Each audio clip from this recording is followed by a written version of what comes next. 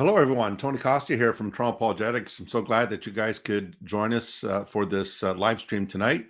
I'm really excited about having my guest on, an old friend and brother in Christ, of course. And want to encourage you guys, if you haven't done so already, subscribe to Apologetics and like and share the video. And so tonight we are actually going to be doing an open Q&A on Islam. And so everything you wanted to know about Islam, but were afraid to ask. So I'm bringing on my old friend and dear brother in Christ, the one and only, the Dizzle, Dr. David Wood. David, as always, it's a pleasure to have you on. Yeah, good to be here with you, Tony. I'm just sending out this link still. Got a couple different spots to send it out on. Send it out on YouTube. Send it out to the community. And last of all, we have Twitter here. Okay, very good, very good. So, how's ministry going there, David? It's been a while since I've had you on. Oh, cool stuff. I mean, have you heard of this avalanche of apostasy? Oh, yes. It's pretty cool. And it's easy for people to look around at stuff that's going on in the UK. Like, so for instance, just came out, I think early this morning, it started trending on Twitter that the most common baby name now in England and Wales is Muhammad. Yes. And so it's easy for people to look at stuff like that and go, we're doomed. But you gotta follow, you gotta take a closer look at what's been going on.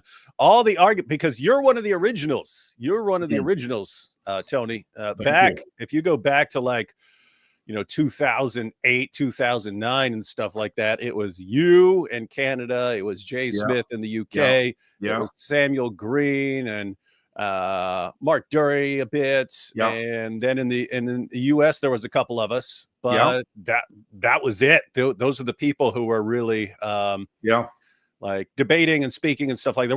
The point is there were not a lot of people. There were a handful. Now there are actually tons, but it's just amazing because all the arguments that we had to deal with in 2007, 2008, 2009, and so on, the scientific miracles, the perfect preservation of the Quran, everything back then that we were saying.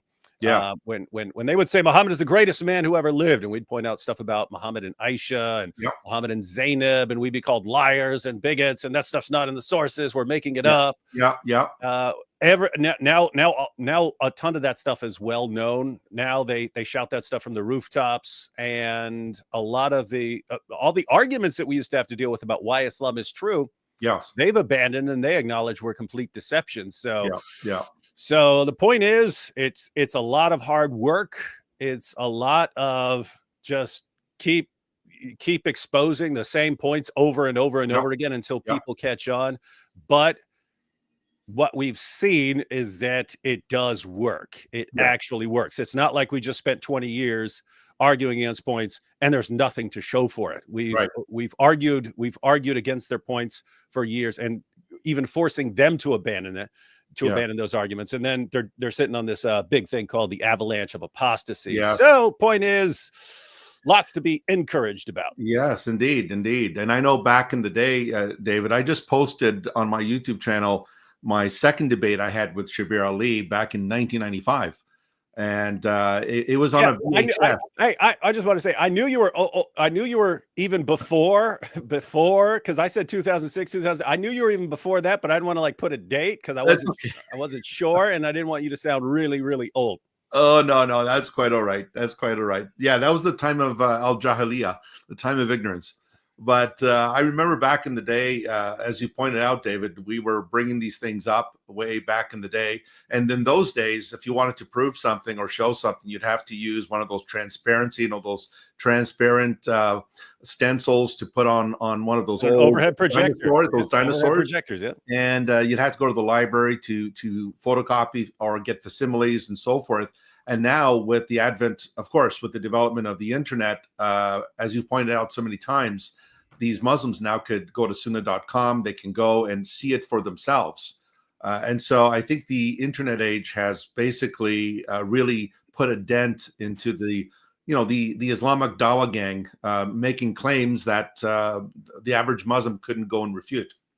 And it's matter of fact, that was one of the first articles I wrote for Answering Islam way back in the day. It was called Islam Beheaded, the Information Superhighway and the Death of Mohammedanism. Yeah. And I pointed out there that for 14 centuries, Muslim leaders have been able to keep their people insulated from hearing criticisms of anything they're saying. Right. And that in recent decades, they'd come up with all these arguments. They're just completely like perfect preservation of the Quran and scientific miracles, which are completely bogus, but they could get away with it because people just weren't in a good position to check these things. So the Muslim preacher could come in and say, hey, Muhammad is a champion of women's rights. Muhammad liberated women. He's the greatest feminist who ever lived. Yeah. And no one there is in a position to refute that. No one's even got a Quran. They definitely don't have the Hadith. They have no access to the Hadith. And this just puts the Dawa guy in a perfect position to say absolutely anything he wants. And if you have an ideology that allows you to just make things up as long as it supports your religion, you're going to get a lot of converts, but they're going to believe based on a lot of lies. And then, so what we're seeing more recently is now people have this open access. Now it's very easy for us to expose something when someone says, Muhammad is a champion of women's rights. We can just look here, as you're pointing out, sunnah.com, look here. It's very easy to expose. And so it's the whole system's breaking down. And it's interesting because I mean, Islam kind of only thrives in two ways. One, it has to spread by the sword. And as long as you have a powerful army and you're more powerful than your neighbor, then you can win that way and spread Islam that way. And it spreads in an atmosphere of ignorance because the Muslim preacher can just say whatever he wants. And there will be people going, wow, that's true. Wow, that's amazing. He said it. It must be true. And so if they're not really in a position to convert you by force, and it's now becoming easier and easier to respond to their arguments, so we're doing away with the atmosphere of ignorance that Islam thrives in. I don't know, because they have no plan B after this. No. That's been the way it's been from the time of Muhammad. You know, we're talking about arguments that they came up with recently, but it was the same thing during the time of Muhammad. When Muhammad's going around in Mecca saying, yes, I'm in the scriptures of the Jews and Christians. I'm one of their prophets. Yes. Which one of these pagans has any clue how to respond to that? Which one of these pagans can say, no, you're not in the Torah. I've got one right here. No one's in a position to do that. So he could use arguments in an atmosphere of ignorance, which is exactly what the Dawa guys do now. And later on, he could spread it by the sword. But it's been the same plan since the beginning. And if that plan is now collapsing, I believe Islam is collapsing with it. Oh yeah. So it's great to be alive to see this. It really is. And of course, as you know, David, in Muhammad's day, there was no Arabic Arabic Bible that was available. So a lot of what Muhammad said, people just had to take at face value without even testing it. I mean, some of the stories that he recited to them that, the old folks knew, this is nothing new. This is tales of the ancients. We've heard them before. Those, the kafir, the unbelievers, were able to say, no, that was a nursery rhyme that I heard growing up. The seven sleepers of Ephesus who slept in a cave for hundreds of years. And of course, now they're really backtracking on Zulkarnain, the two-horned one in Surah 18. Before it's Alexander the Great, and now it's no, it can't be Alexander the Great, even though the story comes from a Christian romance about Alexander the Great's exploits. And it's funny because you pointed out that, that some of the stories that ended up in the Quran were basically on the, as you put, like on the level of nursery rhymes or bedtime stories and so on. But for anyone who doesn't know what we're talking about, you have stories in the Quran, like Tony mentioned, Sleepers in the Cave. And then of course there's Dhul Qarnayn and so on, which, it was a popular story, but it's understood that these were legends. They're legends. But so for people today, this would be like someone coming along and saying, a guy claims to be a prophet. He comes out and says, I have received a revelation. Humpty Dumpty. They ask you about Humpty Dumpty. But Allah says that he satteth upon a wall and then he hadeth a great fall. You'd be like, oh, wait, are you serious? You're claiming that's a revelation? Or quoting a Marvel film or something like that, and the Hulk saith, you'd be like, wait, what are you talking about? That was the situation. And it's funny because, as you pointed out, that's in the Quran. It's in the Quran that the non-Muslims kept saying, we've heard that before. We've heard that before. They even called him the ear, according to the Quran. They called him the ears, like, hey, how's your ear doing? What are you calling him an ear? Because he believes everything anyone tells him. Yeah. And even you mentioned this in your debate with Central Dawa, David. And last night, Anthony Rogers and I we've been going through it. So we just finished, we actually finished your opening statement, and then we went into Central Dawa's, his rebuttal. And it's interesting, Anthony and I caught it, that he actually admitted that Muhammad was tricked by Shaitan with the Satanic Verses. I was surprised at that, because most Muslims today would say that whole story is bunk, that it was not true. But Central Dawa actually admitted that Muhammad was tricked by Satan with the Satanic Verses. I'm sure he'll be corrected on that by other Muslims. And when I say corrected, I mean lied to. Yeah, for sure. By some of the other Dawa guys. But I mean, that's one of the things. I think I'm going to start pushing more on that in 2025, because this used to be one of my favorite go-to arguments. And it was, I had a debate a long time ago on the Satanic Verses with Adnan Rashid. Did not go well for Adnan. But we had a debate on the Satanic Verses, and it's so interesting how, like, Islamic theology can change, and then they'll just rewrite history. So for the first basically century and a half of Islam, they had their doctrine, Ismat al-Anbiya, which is Allah's protection of the prophets. But back then, originally, they believed that it meant that Allah will protect a true prophet from persisting in any sort of major error. Allah is going to bring you out of it. Well, the Satanic Verses fit perfectly into that theology. Muhammad promotes polytheism, says you can pray to these three pagan goddesses. Allah is the main God, but they'll carry your prayers up to him, so they're your sort of intercessors. And so that fit perfectly into that doctrine, because then Gabriel comes and corrects him, and Muhammad repents of that, and so on. So it fit perfectly into their theology. Later on, the Muslim theologians, who, as far as I know, have no divine authority to make these kinds of claims, they changed the doctrine to Allah will protect a true prophet from ever committing any major error. So not from just from persisting in it. Now it became Allah will protect a true prophet from committing any sort of major error. So if Allah is going to protect a true prophet from committing any major error, and Muhammad committed the worst possible sin, the sin of shirk, promoting prayers to pagan goddesses and so on, then you can't have that. And so they started rewriting history. And so anyway, so I used to use this as one of my main go-to arguments. And in that debate, I pointed out that Shahab Ahmed had 37 sources in his doctoral. I'd read his doctoral dissertation on the Satanic Verses. I got that. And I pointed out there are 37 Muslim sources on the Satanic Verse. And it's just, seriously, guys, you think everyone's just inventing the story about Muhammad delivering revelations from he passed away, David. I think he passed away about 2 years ago or something. Yeah, he passed away a little while back, but that was the point. It was Shahab. I had his doctoral dissertation. So I read that, and I was looking him up for some reason, and I saw that he was planning to put out a full book with more sources on the Satanic Verses. And so I actually pulled back on the issue, and I was like, I don't want to keep quoting this guy on all these sources. I want him to get blowback. And then he's like, whoa, I don't want to put this stuff out. So eventually he passed away, and then the book was released after he died. But it's before orthodoxy, and it says before orthodoxy because he's pointing out that he's the one who points out that early on Islam allowed things like the Satanic Verses. God would just bring you out of something like that. And then orthodoxy kicked in, and they had to rewrite history. But so here he has 50 sources. He has 50 Muslim sources on the Satanic Verses.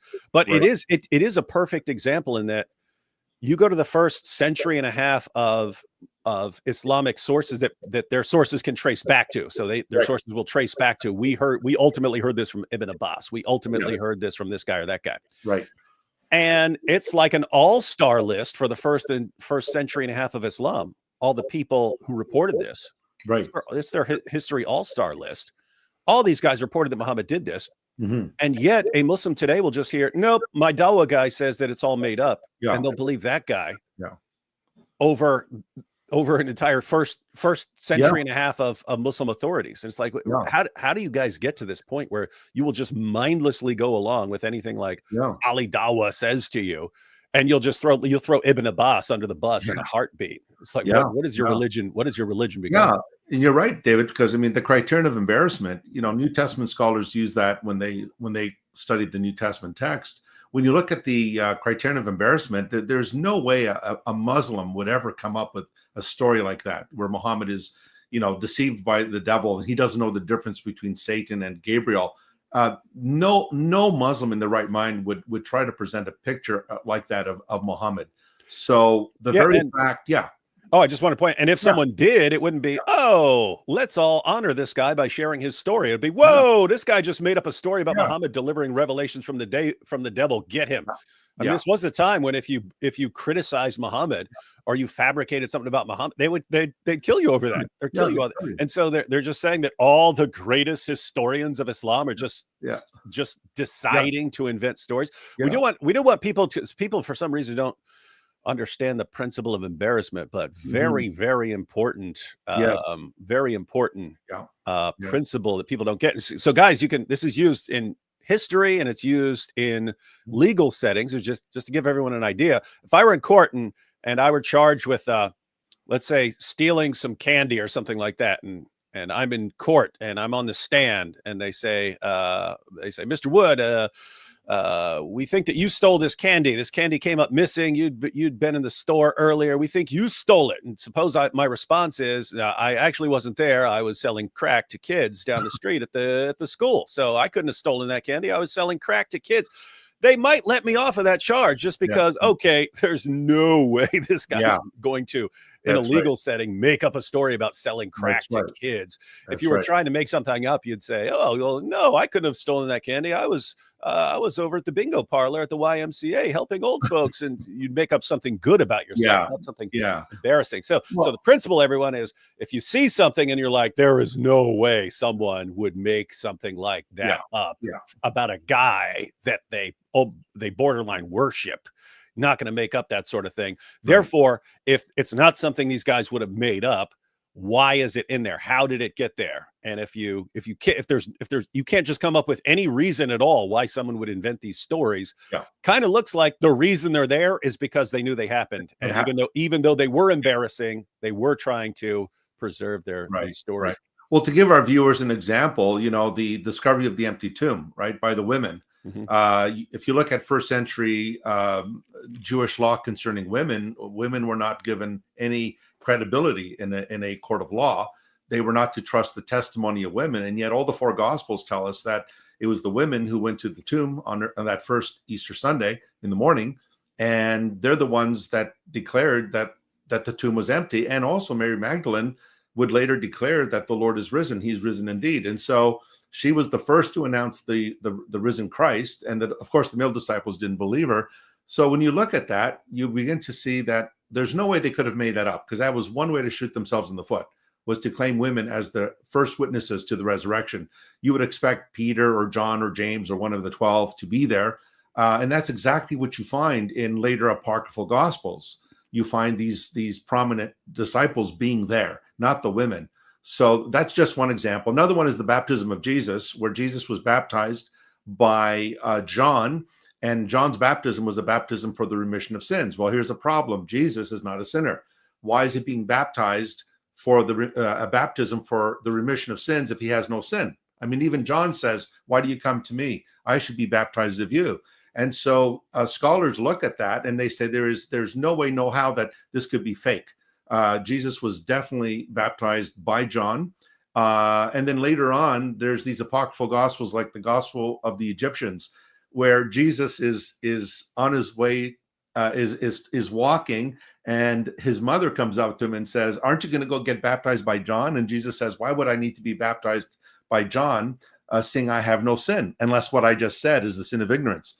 So that's just an example, folks, of how New Testament scholars and Old Testament scholars apply the same principle, like Lot and his daughters. His daughters get him drunk and they sleep with him. Nobody would want to say that their great ancestors were incestuous. That's something that is so embarrassing that it must be true. Humans generally don't put their dirty laundry out, for everyone to see. So that is a very important principle, as you noted, David. And you find this throughout the Bible. If David is going to be your ultimate example of what an awesome king is supposed to be like, you don't make up a story about him committing adultery and having one of his guys killed, and then him, imploding basically after that. I've seen Bart Ehrman use it in response to Jesus, use the principle of embarrassment, responding to Jesus mythicists. So none of this happened. He just points out, okay, if you're making up a story and you can make up whatever you want about your guy, you're not going to make up a story claiming that he's a Messiah and saying, oh yeah, and he died. That wouldn't enter your mind as something you were going to make up. And you really see this all over the New Testament, as far as things like, hey, why would anyone make this up? So guys, as Tony was pointing out, if someone says the story of the empty tomb was just made up, so the theory there would be the apostles just make up a story about an empty tomb. Okay, if you were going to make something up, as Tony was pointing out, why do you say, oh, and women were the witnesses of this empty tomb? Women were the primary witnesses. Why? They did not. People back then did not have a favorable view of the testimony of women. So there's no reason to make that up unless it's just what happened and you knew it. That's why you report it. Why did you guys say that? Because that's what happened. Yes, it wasn't. Yes, it's embarrassing that our primary witnesses were women, but that's just what happened. Which means, guess what? That's what happened. But you see it throughout the New Testament. All these little things like the apostles abandoning them and so on. These are the later pillars of the church. These are the pillars of the early Christianity. Why are you going to make up a story about these guys being a bunch of cowards who run when things get tough? Just all these things. It's like, if you were making up a story, you're not making these things up. And so, guys, it's basically going to have different levels. This is relevant for again all sorts of historical investigations. But like if you're going to the Hadiths, keep in mind, you're dealing with sources that come from a couple centuries after the time of Muhammad. You're reading something and you're like, I wonder if this happened. Just ask yourself, is there a good reason to make that up? Keep in mind, if there's a good reason to make it up, it doesn't mean that it's made up. It just means you have to be a little suspicious. Right. Okay. I can imagine someone in that 2-century interval making this up for this reason. Okay. Again, doesn't mean it didn't happen, but you have to be a little suspicious of that. Then you have stuff that's just like neutral, like, hey, Muhammad ate a sandwich or something like that. That wouldn't be not a good reason to make it up, not a good reason to lie about it, something like that. Right. But then you have stuff that's like, wait a minute, it was a big scandal during the time of Muhammad that he took the wife of his own adopted son after causing the divorce by lusting after her when he saw her practically naked. What's the point of making that up? Why would you make that up, especially when it's this big scandal? It was something like the Satanic Verses.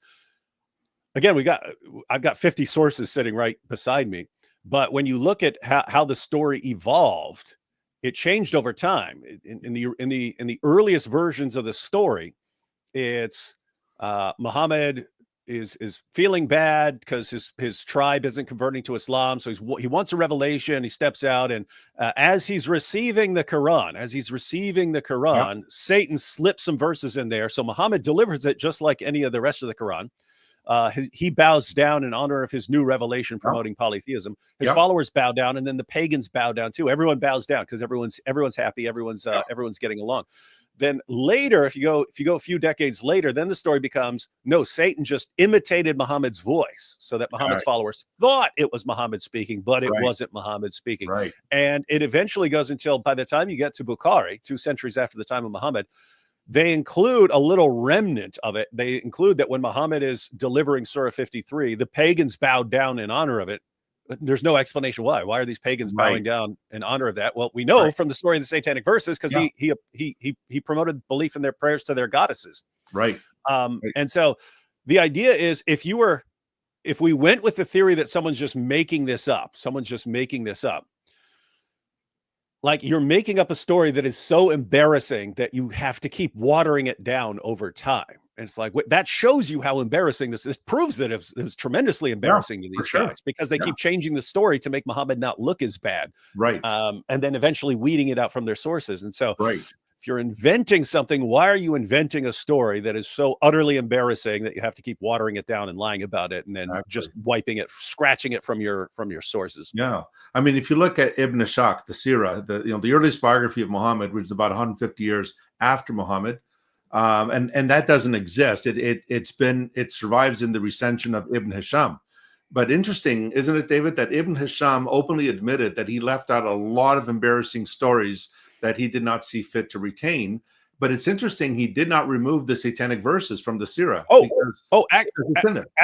Actually, he did. Oh, he did. Okay. Actually, he did. Yeah. When you have, so you have Ibn, I'm sure you have a copy of Ibn Ishaq's Life of Muhammad. Yes. That's actually in there because Tabari quoted it as from Ibn Ishaq's Sirat Rasulullah.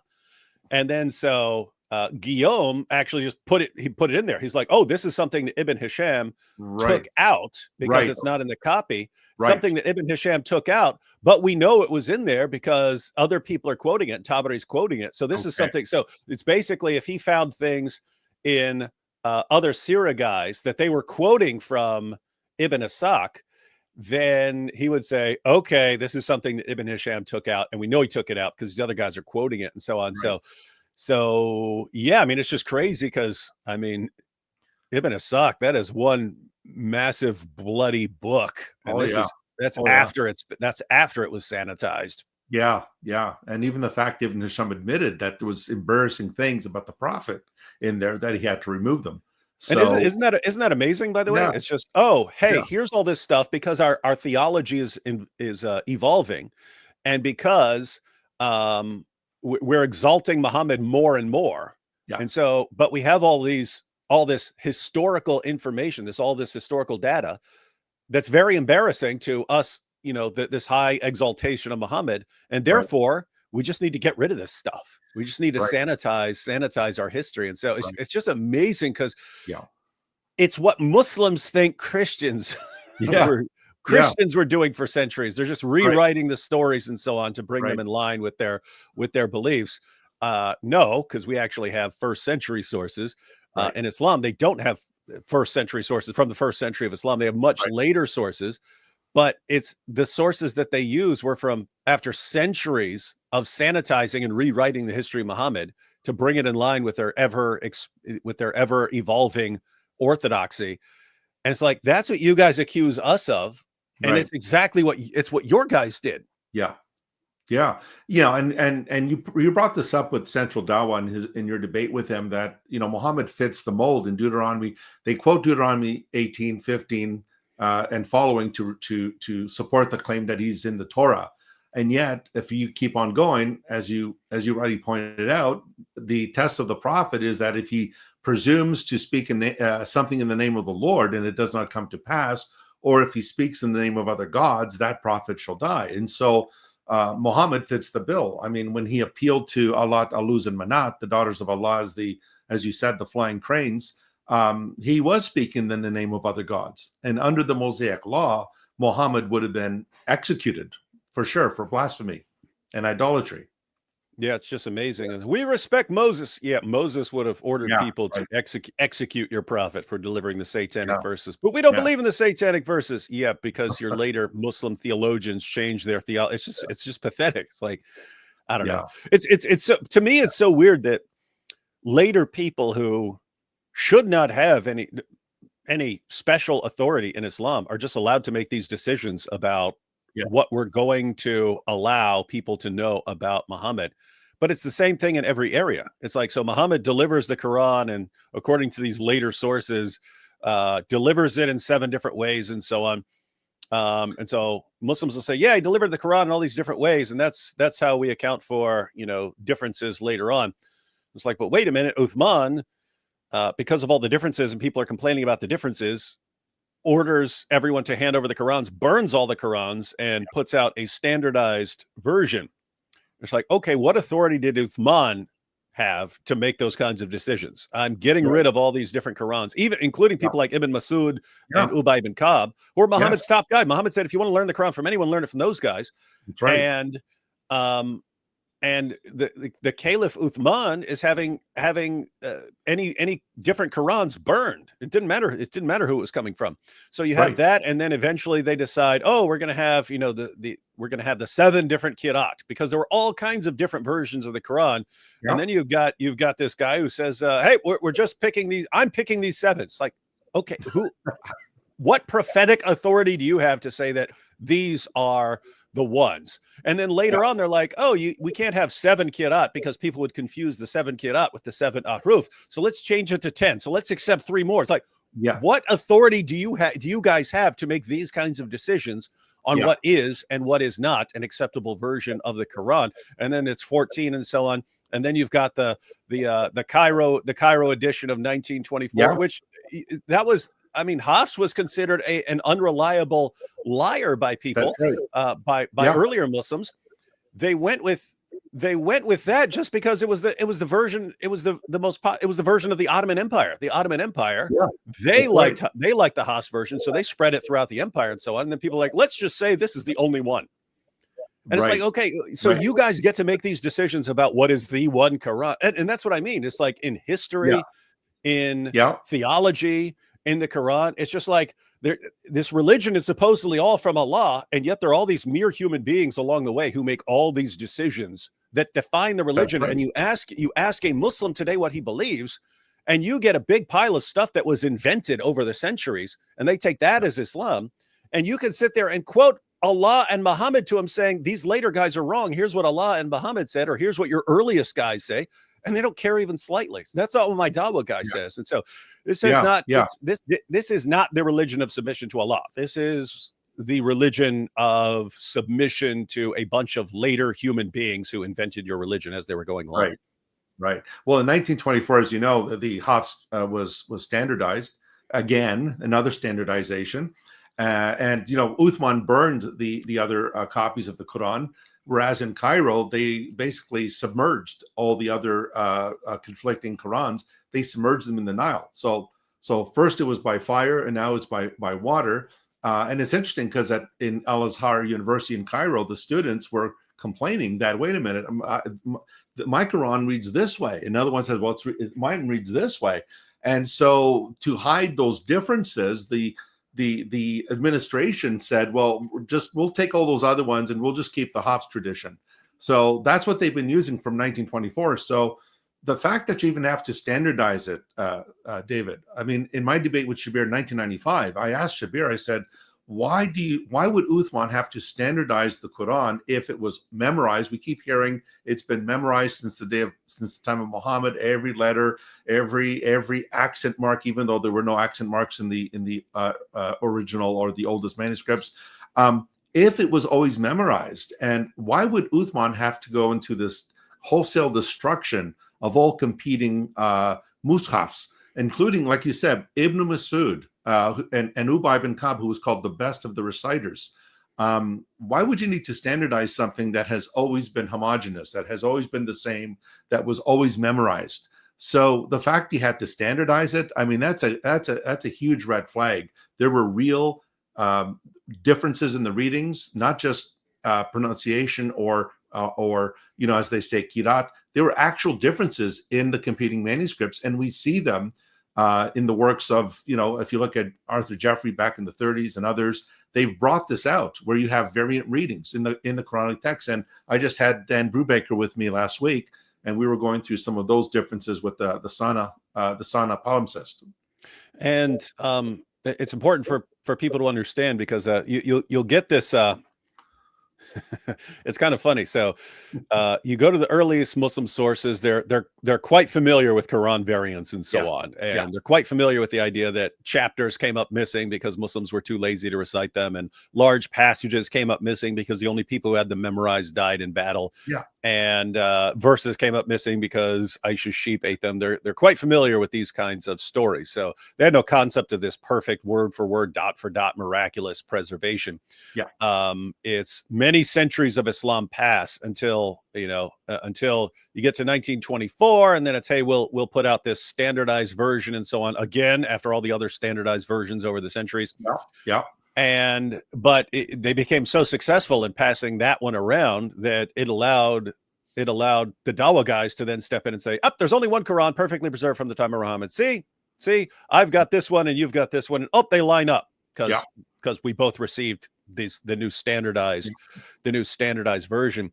But it's just amazing to me how something that is just a total lie can just dominate the entire ummah. Because now you'll have people who are familiar with the different qira'at and so on. But you go back just 10 years, you could walk up to 100 Muslims, ask them, has there been one letter of difference at any point between any two Qurans in the entire history of Islam? No, no, not one. Never. It would never happen. Perfectly preserved, dot for dot, letter for letter, and it's complete nonsense. But it's just amazing. So the couple of amazing things. One, that these things can happen over time. That you could just change something at some point in the history of Islam and say, okay, here's the new thing we're saying. It's completely opposite of what we believed 2 days ago, but now here's the new thing, and the entire ummah will just say, okay, here's the new thing. We believe this. We believe this. And so that's amazing that you could get to the point where it doesn't matter what your sources say. It doesn't matter. You can actually put two manuscripts in front of the face of someone who believes in perfect dot for dot preservation. Put two manuscripts in front of his face and say, that is clearly not the same as that. Right. And then he'll go ask the same Dawah guys who lied to him. The same Dawah guys who lied to him and said, perfect dot for dot preservation. And he'll go to the same Dawah guys and say, hey, but they showed me two manuscripts and they have differences in them. Right. And that same Dawah guy will say, because that's of different dialects. It's just different dialects. And that same Muslim will go back and say, you see, it's just dialects. Guys, we're not talking about different dialects here. You have actual contradictions. You have contradictory commands. If you go to one version of the Quran, it will tell you that you have to do one thing. You go to a different version of the Quran, it tells you something else as what your moral obligations are as a Muslim. Again, there are contradictions. You go to certain versions of the Quran, and the story of Lot fleeing Sodom is that his wife stayed behind. So they all left except his wife. She stayed there. You go to other versions, and she actually went with them. Then she turned around and looked. And so, well, guess what? She either went out or she stayed. Well, it's one or the other. Right. And you find differences in different Qurans. So that's a contradiction. Whichever one you want to say is correct, the others have to be wrong because they're saying the exact opposite. So, but it's amazing because they'll go to the same Dawah guys that told them perfect dot for dot preservation and say, these Christians and these atheists over here pointed out all these differences in the Quran. So how do you explain that? And the Dawah guy, it's just different dialects. And they'll come back, it's just different dialects. It's just different dialects. And then you have to show them, no, this isn't different dialects. This is a contradiction. This isn't a different dialect. It's giving you two different rulings. And then they'll go back and then, yes, it's the different qira'at. It was revealed in all these different ways. It's like, how do you keep going back to the same guys that you keep catching lying? You keep catching them in lies. Yeah. And then you go back to the exact same guys for the newest lie that you're supposed to tell. Yeah. And it's like, I mean, Tony, I just have to say, if you told me something, I went out and checked it and it's wrong. And I went back to you and you just, instead of just saying, I was wrong about that. You were like, you just made up a new lie. And then I went out and then it would not take long for me to not trust you as a source of reliable information. Exactly. Somehow in Islam, it's just the more you lie, the greater you are as a Dawah guy, and they love you, the more they love you. Yeah, I mean, it's like we always hear, without lies, Islam dies. And so it feeds off of that. And, just to mention the Sana palimpsest, which was discovered in Yemen, I mean, the very fact that they scrubbed the lower text off and they erased it, removed it, and then wrote over it. I mean, with ultraviolet rays, scholars have been able to read the underlying text, and it reads very differently from the one on top. And so, I mean, if you just look at the academic work that's been put into it by Brubaker and by Keith Small and others, it's and you and I know this, David. We know that in any manuscript transmission, you're going to have variants. That includes the New Testament, it includes the Hebrew Scriptures, the Old Testament. But we're able, through textual criticism, we're able to recover or to reestablish or reconstruct the original text through the variants. But with our Muslim friends, it's just this. Oh no, it could no, not with the Quran, not with the Quran. Allah says He's going to guard it, He's going to keep it free from error, and that cannot happen with the Quran. So, you know, Sheikh Uthman keeps repeating the same mantra over and over again, and the average Christian, I mean, it's bad enough they don't know what they believe about their own faith, much more what they know about Islam. And so you're absolutely right. If our Muslim friends would actually do the research, like you said, instead of going to the Imam or the Dawah guys and just, you know, parroting everything they say, if they actually go and look at the evidence for yourself and research it, I think they'll come to the conclusion that they've been hoodwinked. Yeah, they certainly would. And by the way, just think about the difference there. You're pointing out that, you know, we have textual criticism. Yeah. In Christianity, we're interested in the manuscripts. Yeah. We're interested in the variants, right? And why? Because in our mindset, it's, hey, if I have thousands of manuscripts of the New Testament and their variants, I can actually, as you pointed out, line them all up and so on, date them, and then you can actually spot where the differences come in. If a copy of, if a fragment from the Middle East in the 6th century ends up with a different word, and the other manuscripts in Europe and Northern Africa and so on, they don't have that variant, and they're early, then it's pretty easy to spot, oh, someone made a mistake. Someone who is copying the New Testament made a mistake right there. You can spot them. And so our attitude is, yes, this may be difficult work. But we want to do it because we want to get to the truth. We want to get to the truth. So you have people, I mean, they're looking for more and more manuscripts around the world. Yes. They're taking mummy masks and looking for fragments because they would use scraps of paper and stuff like that to make mummy masks. So they're looking at the mummy masks to find more fragments and so on. It's like they want it. It's an obsession. We want earlier and earlier manuscripts.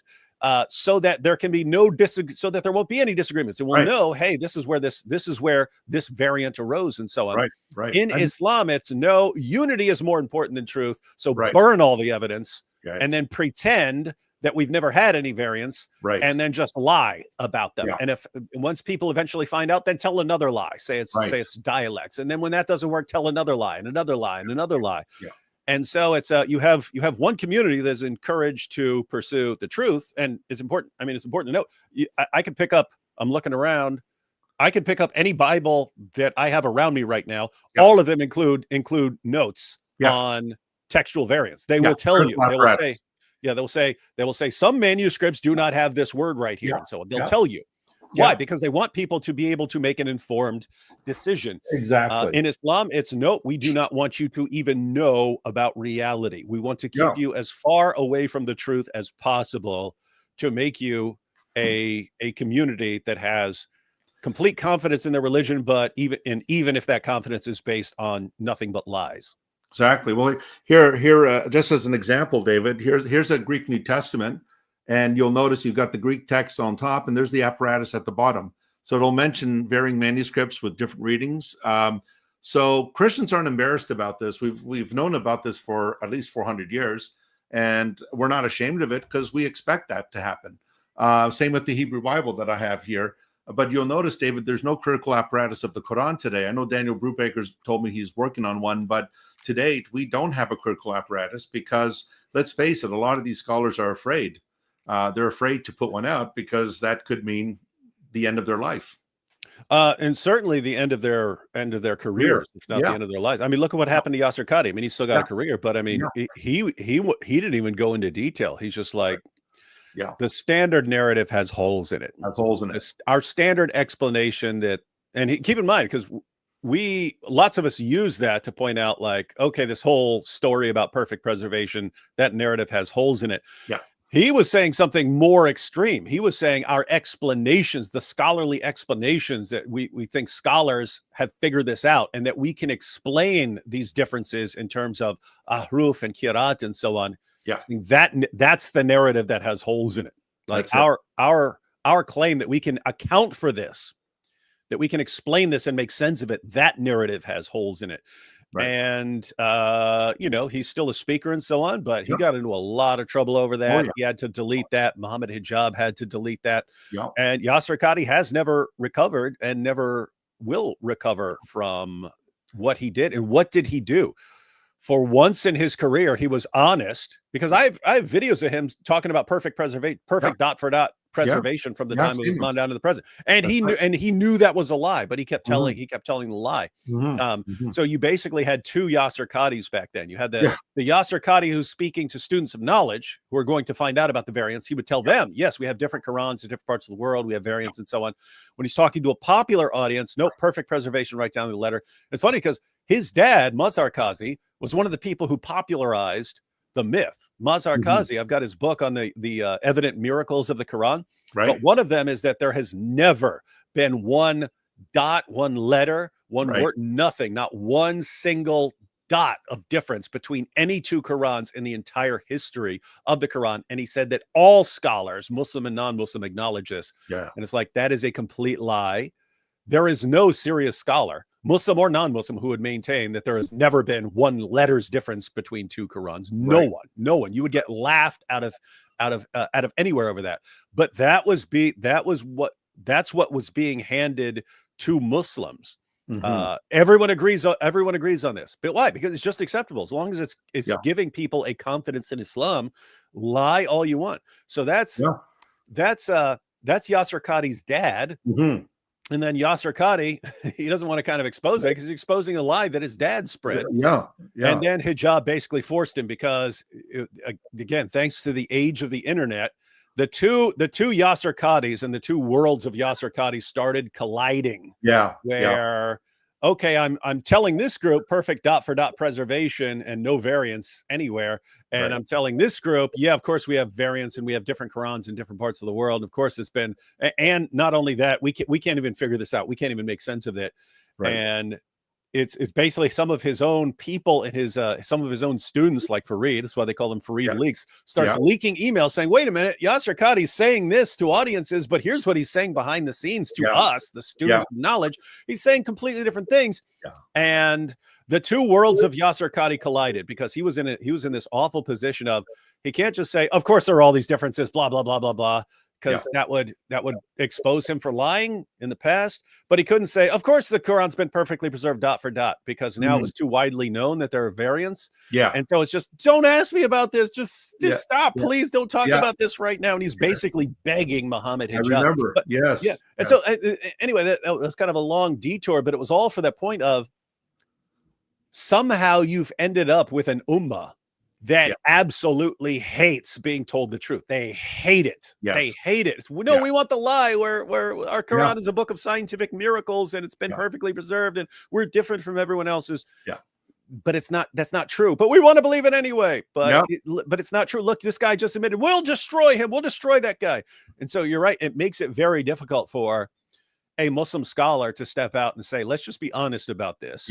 Because you're gonna basically, you're going to be a martyr in one way or another. It doesn't mean you'll actually be a martyr and die, but you're going to martyr your career. You're going to martyr your popularity. It's going to be a big disaster. But I mean, what does that tell you about the ummah? Oh yeah, for sure. So folks, we are going to take questions, and thank you for your patience.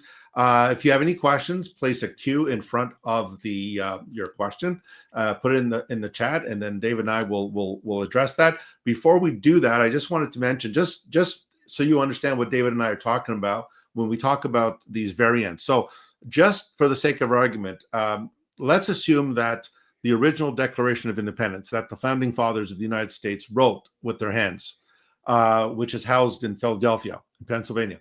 Let's just assume that that building burned down and the original document of the Declaration was destroyed by fire. Would we be able to reconstruct that document? And the answer, of course, would be yes. Why? Because there are probably millions of copies of the Declaration of Independence in print. Let's assume some of them have typos. Are you able to correct those typos? Well, yes, by comparing it with the other copies. And so the more copies we have, the better. The less copies, the worse it is for us. So the multiplicity of manuscripts is actually in our favor. And so this is why scholars like Bruce Metzger can say that we have 99.5% of the New Testament recovered. The other 0.5 would be the longer ending of Mark, the story of the woman caught in adultery, and some of those textual, those viable variants, as we call them.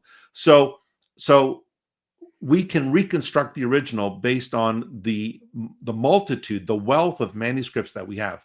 And that in that sense, the New Testament is unique in that it has more manuscript copies than any other literature in classical history. And the same with the Old Testament. The Old Testament doesn't have the rich resources that we have with the New Testament, but it does have the Dead Sea Scrolls, which are 1,000 years earlier than what we call the Masoretic text.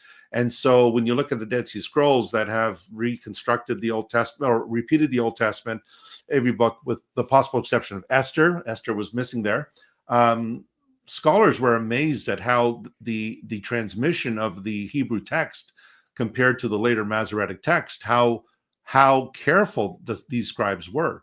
And so you would agree, right, David, that the more copies we have, the more we have in our favor to reconstruct the original. Yeah, that's how it works, guys. Like people hear, oh, but you have all these textual variants. They'll be given numbers and so on. That's because we have tons and tons of copies. That's why you have them. In other words, guys, if we pulled a Caliph Uthman and we said, okay, here's a Bible manuscript, let's burn everything else. Okay, well then you have no variants. You have no variants, but it's because you don't have any other copies, right? If you have that one, if you burned everything and had that one copy, and then you had someone copy that copy by hand, at some point you're going to end up with a textual variant. You're going to end up with multiple textual variants. You're going to end up with a spelling difference. You're going to end up with things like that. If you have thousands of copies, the more copies you have, the more human beings you have making copies of a book, the more variants you have. But then the more evidence you have to compare them and so that you can spot where the variants are. So the Muslim approach of, oh, we've got all these variants, let's burn them all and let's just have one, that may make you feel good, but it's not how you get to, it's not how you would be able to even detect a textual, you wouldn't be able to detect what the original reading is if you burn all the variants, right? Right. So that's what's the variants make you go, oh, what? People are making mistakes. Yes, human beings copying large text make mistakes. Guess what? You can spot, if you keep them, you can spot them. Right. You can line up all the manuscripts and say, oh, this one has a difference right here. Right. And by the way, just so everyone knows, when we're talking about variants, people get horrified. Most of them are things like spelling differences. Like you can spell the Greek version of John with one N, one nu, or two nus, right? Yeah. And so if you're copying one and you happen to spell it one way and the one you're copying it from spells it a different way, you might spell it the way you're familiar with. Guess what? That counts as a textual variant. That's right. That's a difference between two manuscripts. That will count. That will be on the check mark list of a variant in that text.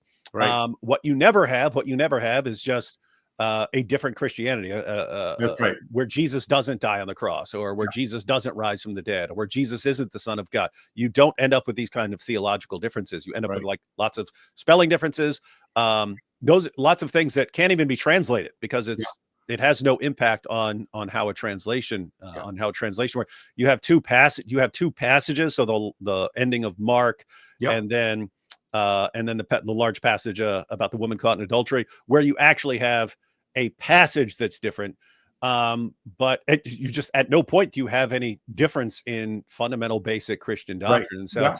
And so these aren't something, and guys, you could as Tony was pointing out, you can have Greek New Testament, and it will tell you if there are variants and so on. If you have any decent modern Bible, it's going to have the variants. Yep. Check out those variants. Those variants never give you any different Christianity and never come within 1 trillion miles of giving you what Muslims would need. Because Muslims will say, Bart Ehrman talks about all these textual variants. Yeah, Bart Ehrman says that the New Testament is the best preserved work of the ancient world, right? Yes. So when he's talking about textual variants, that's true of anyone who's copying. We have lots of textual variants because we have lots of copies. Ehrman does not mean you have all these variants and you get all these different versions of Jesus where one dies and one doesn't and so on. Right. In other words, what do you need for Islam to be true? You need some original Christianity where Jesus doesn't die on the cross. He doesn't rise from the dead. He's not the Son of God. None of these things. Yeah. That's what you absolutely never, ever find. That's right. Everyone in the world would understand. I mean, people who do when you do textual criticism, you find out how reliable the Bible is. You don't, like, oh my goodness, this is shocking. Yeah. Oh, this is destroying my faith. No. It's wow. Yeah. This has been amazingly well preserved and so on. Yeah. But the Ummah, they get lied to. They get lied to by their Dawah guys to insist that any textual variant means that God's not protecting it. And this is proof that the Bible's been corrupted and can't be trusted.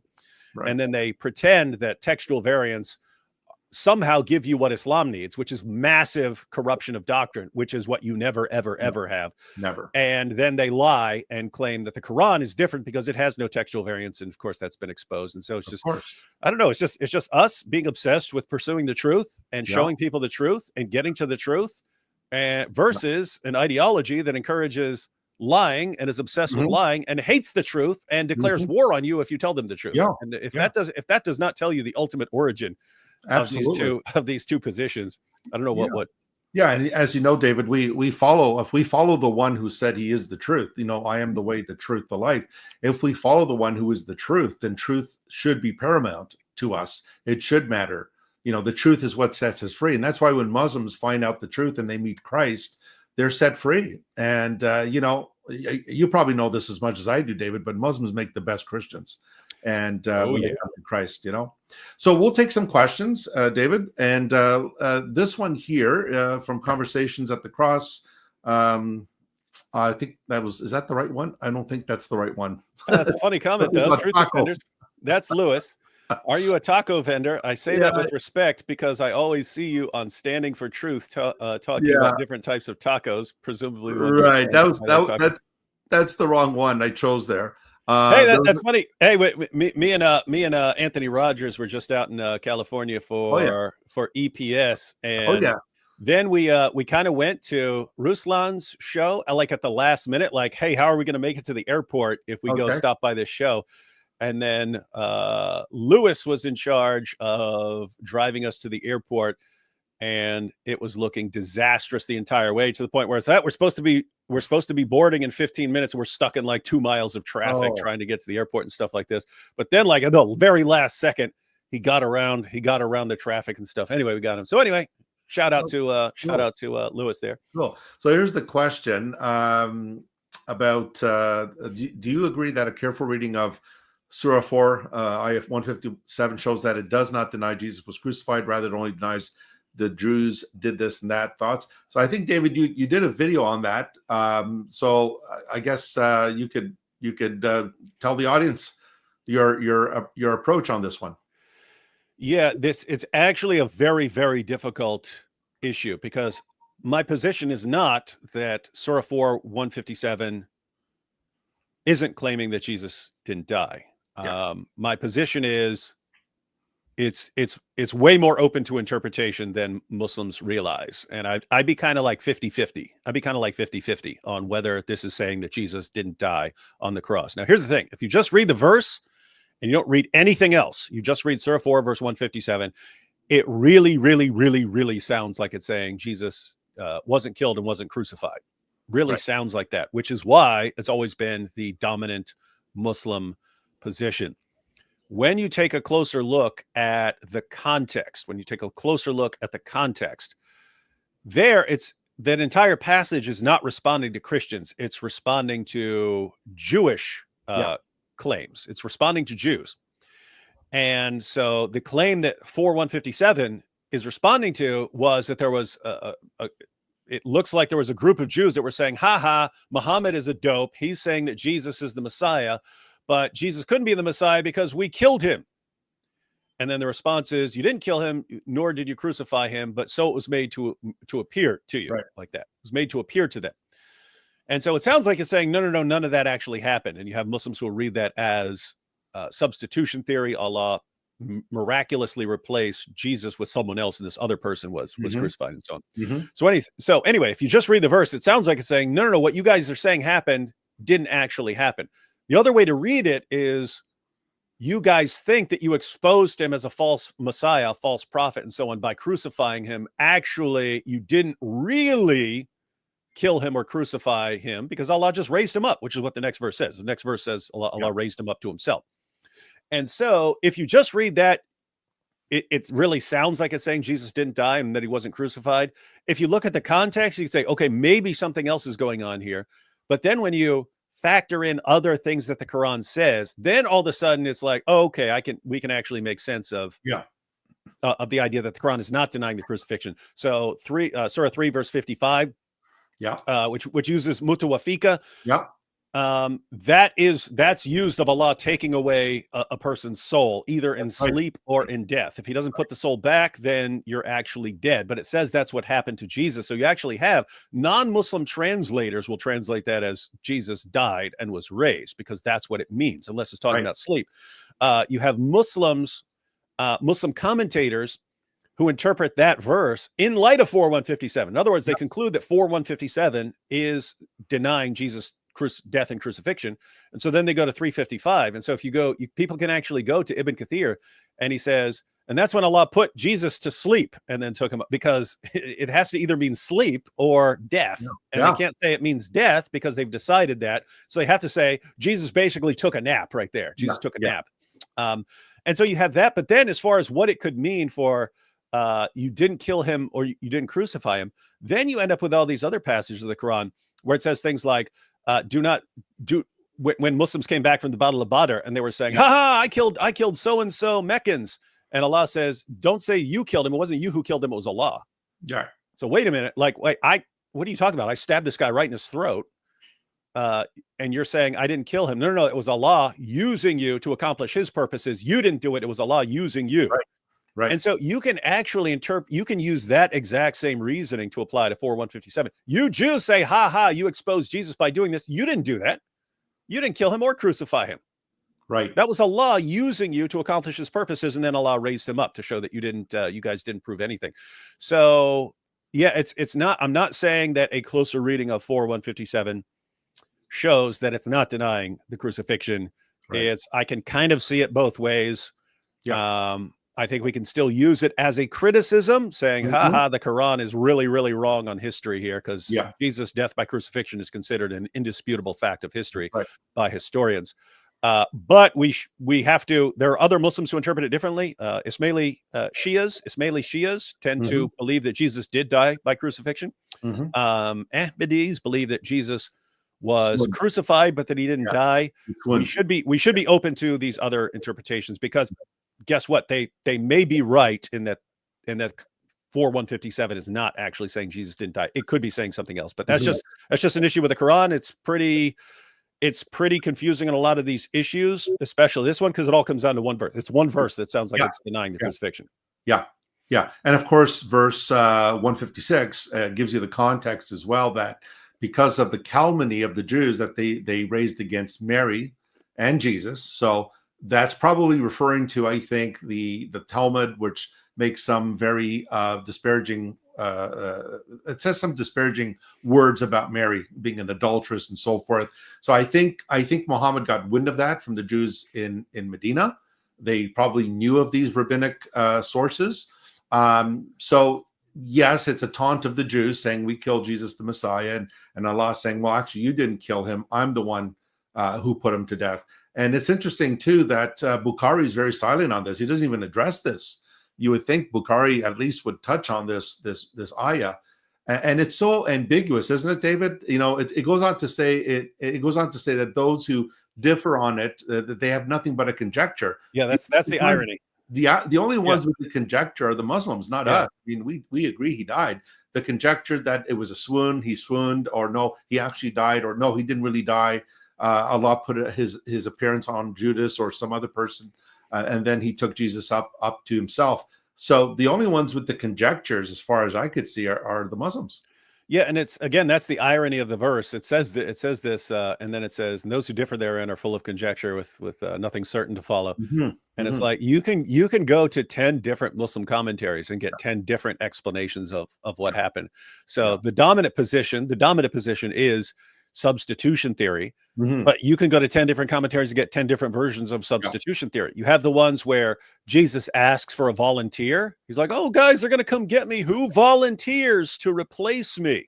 Right? "Who volunteers to replace me?" And one of his, I'll do it. And she's like, "Oh, you're too young. You're too young. Let's get an older guy who doesn't have as much life left in him." He's like, "No, I'll do it. I'll do it." And it's like, "Okay, you do it. You'll get paradise." And so he guarantees this guy paradise. So you have that version where a volunteer is replaced with the appearance of Jesus. Then you have versions where all the disciples are made to look like Jesus, and so they don't know which one is actual Jesus, so they grab one, but it's the wrong guy. Then you have the punishment versions, and you'll find one where it's a Roman soldier who comes to get him. He's miraculously disguised, and everyone jumps on him. You'll have the Judas version and so on.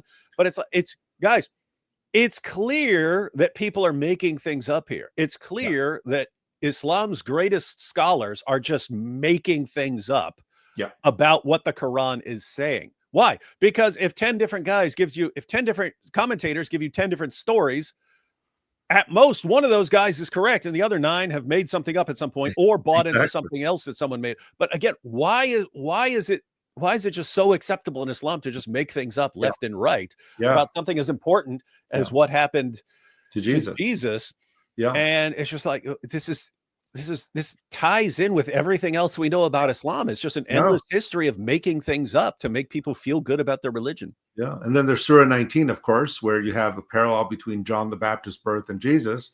And John says, "Peace be upon me on the day I was born, the day I die, and the day I will be raised up." And Jesus says the same thing: "Peace be on me the day I was born, the day I die, the day I'll be raised up." Well, John died. Obviously, he was born, he died, and he awaits the resurrection. And so it'd be very odd for Jesus, who is paralleled with John there, interestingly enough, that Jesus would say, "Peace on me the day I was born, and the day I die." And then the Muslim commentators or imams would say, no, that's projected into the future, because he hasn't really died yet, and he's going to come back, and he's going to fight the Al-Dajjal, the Antichrist, and then he will die, and then he'll be buried next to the Prophet in Medina. So like you said, the gymnastics, the linguistic gymnastics that these guys perform, David. I mean, it's just mind-boggling. Yeah, and guys, to understand that point a little bit more. So the Quran says, in the Quran, Jesus says, "Peace be upon me, the day I was born, the day that I die, the day that I'll be raised." Gives a pattern. Same, as Tony's pointing out, same pattern as John the Baptist: born, die, raised. And so you look at it, it's like, wait a minute. According to Islam, Jesus was born, then he didn't die, but he was raised. Then he's going to be brought back. Then he's going to die. Then he's going to be raised. And they say, "Oh yeah. When it says die and raised, it means after his second coming.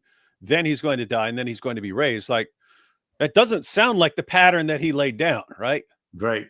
Born, die, raised. It sounds like the standard pattern, and it's the exact same pattern for John the Baptist. Sounds like, hey, totally normal pattern here. And to interpret that as, what he really means when he says, "Day I was born, day I die, day I'm raised to life," what he actually means is, day I was born, the day I don't die, but am raised without dying, then return at my second coming, then spend a while here, and then die, and then be raised again. Even though I was raised before without dying, now I'm going to be raised after dying. It's like, just doesn't sound like it. No. But that's what you have to believe, something like that, if you accept the later interpretations and so on. But right, you're right. Okay, we got a question here from JBox12. How can Muslims get around the fact that the earliest Christian creeds show the gospel message has remained the same since its inception? Well, they get around that, Jay, by saying that the Apostle Paul is a fraud. You can't trust the Apostle Paul, even though all the early Muslim commentators, I mean, a good number of them in Tafsir, including the Surah, recognize Paul as one of the third messengers that was sent to the city in Surah 34, I believe. And of course, it never tells what the city is. The commentators have to tell us it's Antioch. And then it identifies two messengers who were sent to them. And then when they didn't receive them, they sent a third. Allah sent a third. The two are usually identified as Simon, Peter, and John, or Thomas and John. The third one is consistently identified as Bulus in Arabic for Paul. So the early Islamic commentators, and even in the Surah literature, call Paul a messenger, a Rasul. But later on, Muslims came to see Paul as the real founder of Christianity. He corrupted the original message of Jesus. And yet, if you read 1 Corinthians 15, Paul says, I received this from the guys who were there before me. And what he received, he's passing on. And part of that is the earliest creed in Christianity, that Christ died for our sins according to the scriptures, that he was buried, that he was raised again the third day according to the scriptures, and that he appeared to Peter and the 12 and the 500 and James and so forth. So at least in 1 Corinthians 15, 3-4, you do have this early Christian creed. It's so early that scholars like James Dunn argued that it was being circulated within the church, the Jerusalem church, within months. That is so early there when you think about it. So generally, they try to get around that by saying, well, you can't trust Paul. Paul's in the doghouse. You want to add to that, David? Yeah. So as far as, it's interesting why the early Muslims affirmed Paul as, I think they would say something like, sometimes they would say something like, who was a follower but not an apostle, meaning wasn't one of the original guys, but was a guy who came along right afterwards. But why the early Muslim commentators accepted Paul as reliable, they were getting their views based on what Allah says in the Quran. In the Quran, Allah says that he's going to make Jesus' followers superior till the day of resurrection. He says that there were the Jews who rejected Jesus and the Jews who accepted him. And Allah says that he aided the true followers of Jesus until they became uppermost. And you go to a commentary like Yusuf Ali's commentary, says this refers to Christians taking over the Roman Empire and so on. So guess what? If Allah's affirming the Christianity that won, and he's saying, hey, Allah helped the true followers until they took over the Roman Empire, well, guess what? Paul is part of that. Paul's part of that version of Christianity. So if you want to say there's some hypothetical Islamic version of Christianity, well, guess what? That didn't win. Yeah. The version that Paul was preaching, that's what became dominant. And so Paul gets the thumbs up from Allah. Allah says he helped the true followers become uppermost. Who became uppermost? That tells you who had Allah's support and who the true followers are. Oh, it was Peter and John and Paul and so on. So from an Islamic perspective, we have to affirm these guys or Allah's wrong and he helped the wrong guys. Yeah. So we have to say this, right? Right. Later Muslims realize, wait a minute, the Torah and the gospel are supposedly revealed by Allah, and the Quran supposedly revealed by Allah, but they're not lining up. We have to blame someone for corrupting this. And so, it was popular for a while to say, oh, that Christianity was corrupted at the Council of Nicaea and so on. That works as long as you're talking to someone who has absolutely no clue. And by the way, J-Box 12, this is where this material comes in, is most important, because even though modern Muslims today will say, we don't trust the Apostle Paul, he corrupted it. The point is that they have to blame. So they now know they have to blame someone in the first century. You can't say 4th century Council of Nicaea because of passages like 1 Corinthians 15, 3. In other words, even if you don't believe that Paul was telling you the truth there, you think he's a liar. Yeah. It's not a lie that came from the 4th century. It would be a lie that came from the 1st century. So they need to blame someone. Yeah. But because of these early passages, and we know that people were teaching these things in the 1st century, they have to blame someone in the 1st century and not the 4th century. And so they blame the Apostle Paul because they've got no one else to blame. You can't blame Jesus. He was a Muslim prophet. You can't blame his original disciples. They were, according to the Quran, devout Muslims. So they're looking for someone to blame. Can't blame Jesus. Can't blame his original apostles. And you still need someone who's strong enough to completely overpower the message of Jesus and all the original apostles. Who do you have like that?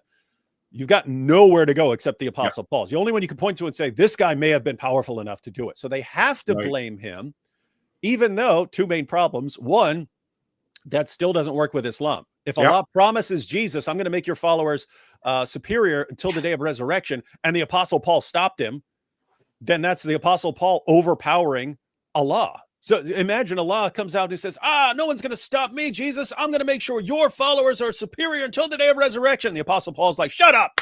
You don't know what you're talking about. I'm stronger. What would that say? That would make Allah look really, really pathetic.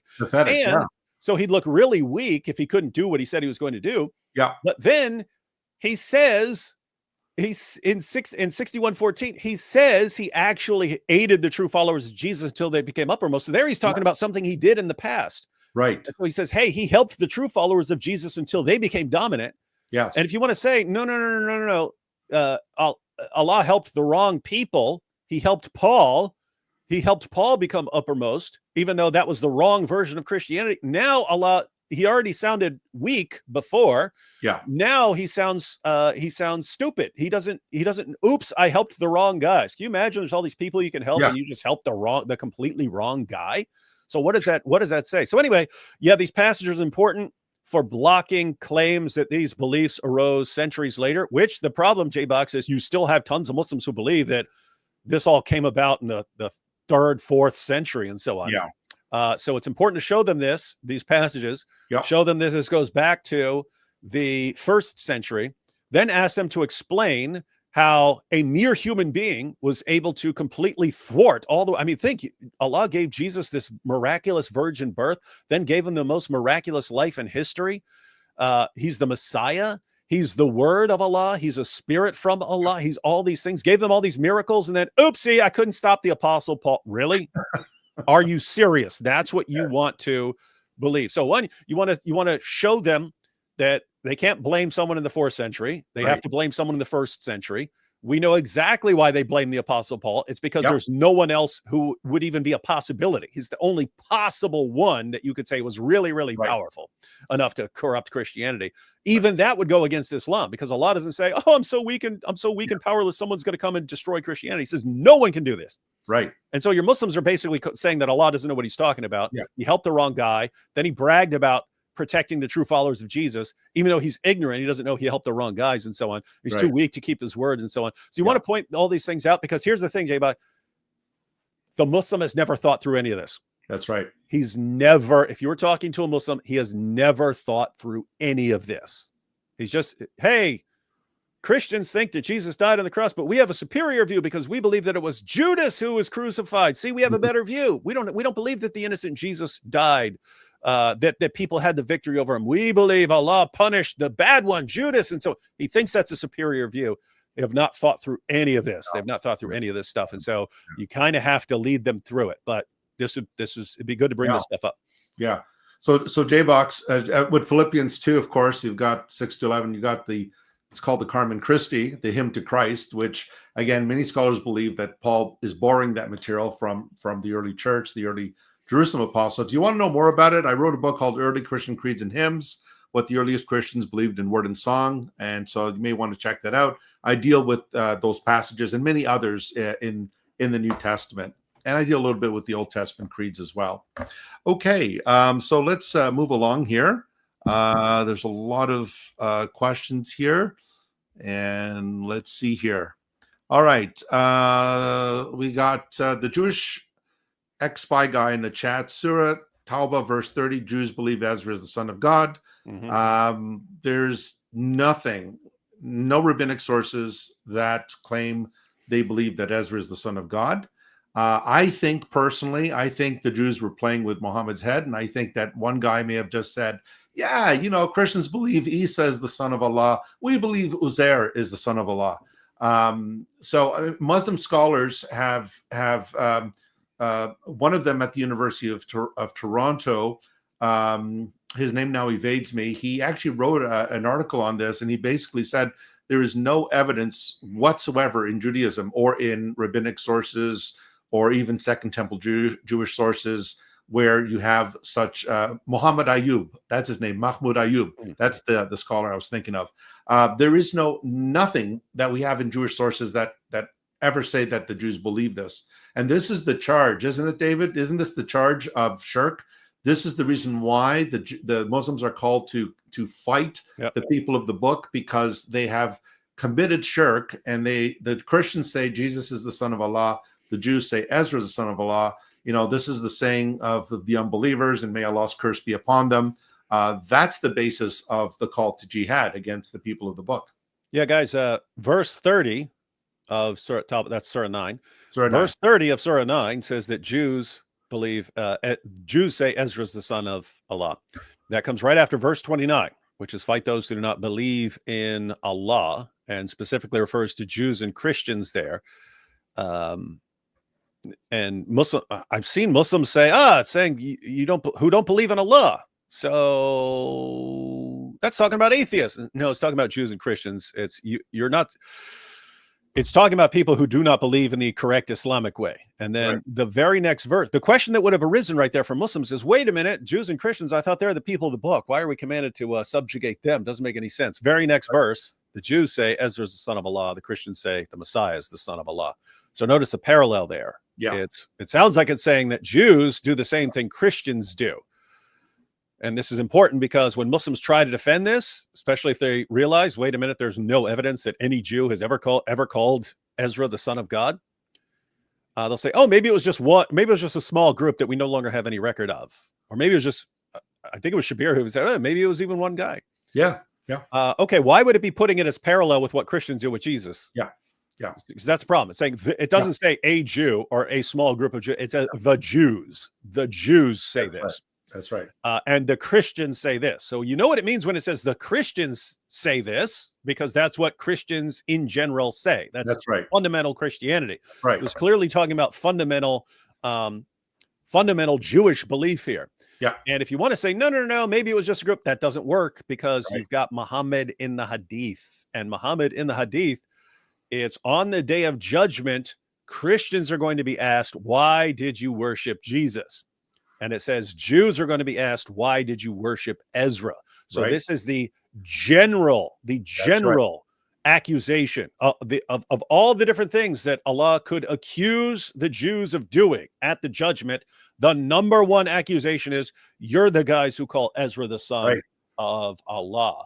And so this is according to, by the way, guys, if you didn't know anything else about Islam, if this were all you knew, was that according to the Quran and according to Muhammad, Jews in general, to such an extent that on the judgment day, this is going to be the main accusation against them.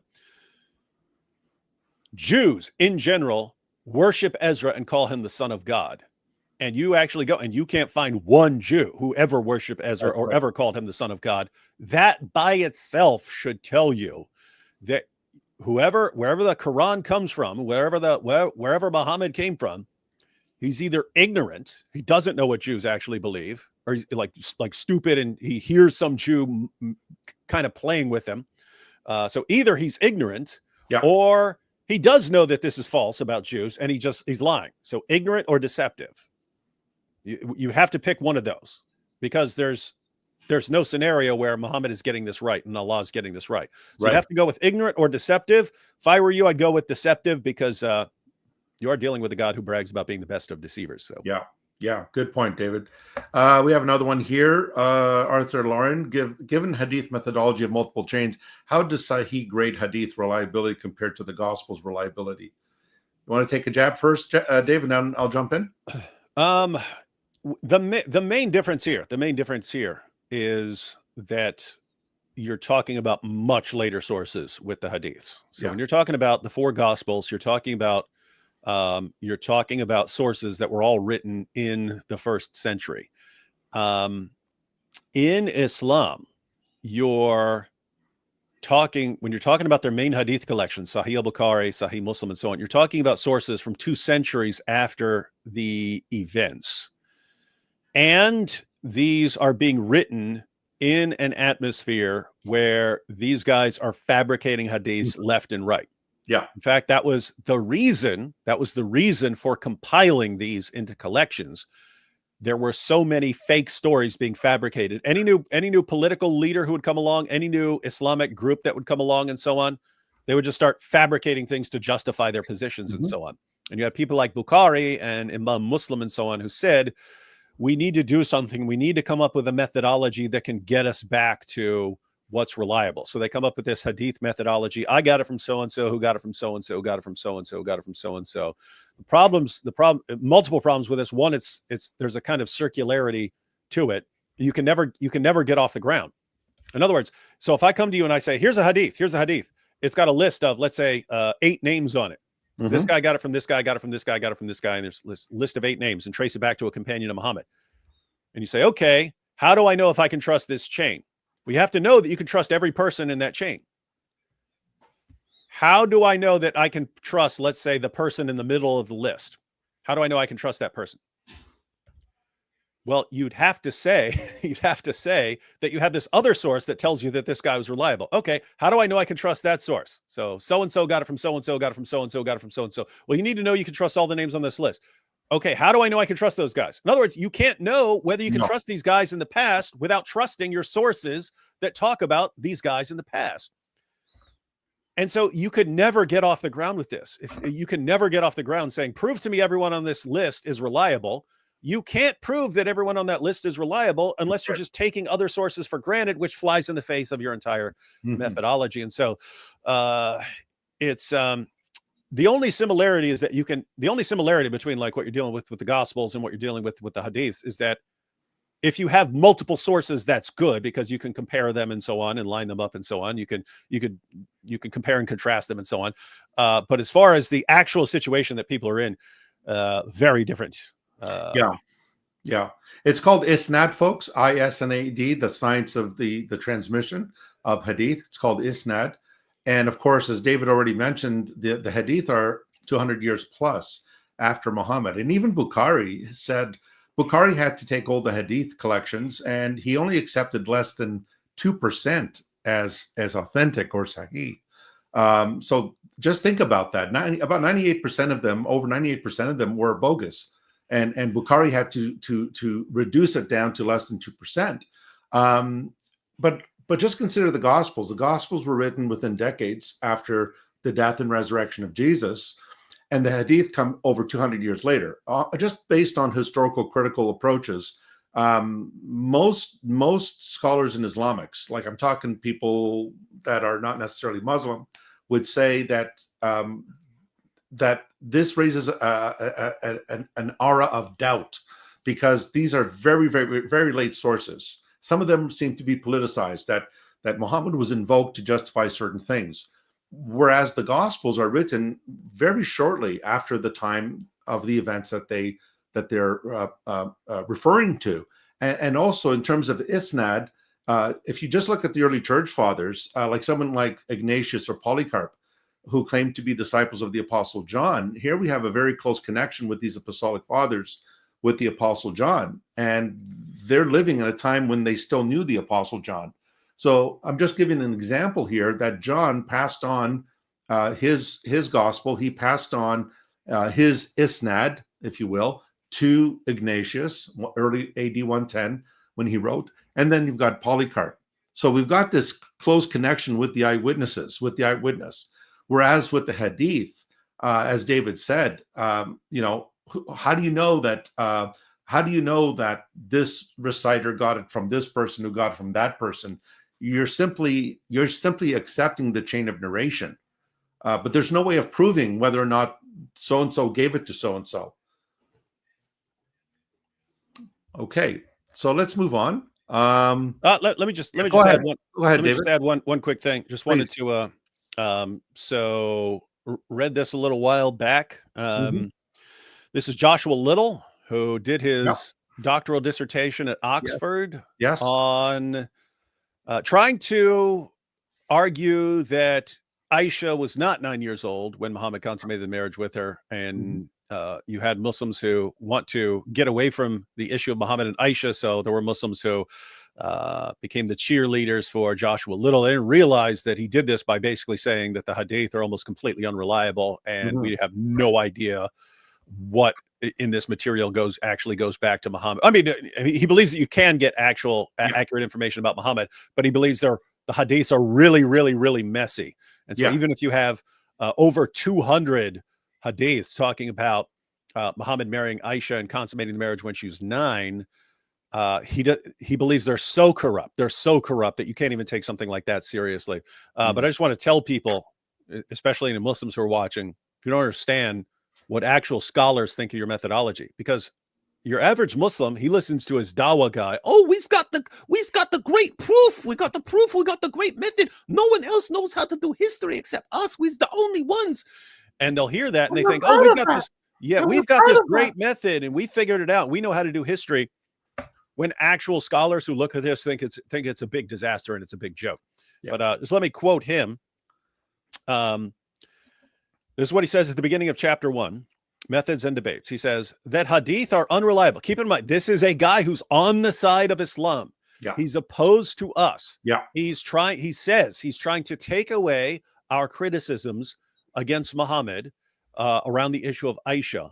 And he's going to do that by showing we don't actually know what we're talking about. And how does he do that? By showing that the Muslim sources are completely unreliable. Yeah. So he says that hadith are unreliable, that any given matan, that's the actual content. You have the matan and then you have the list of names.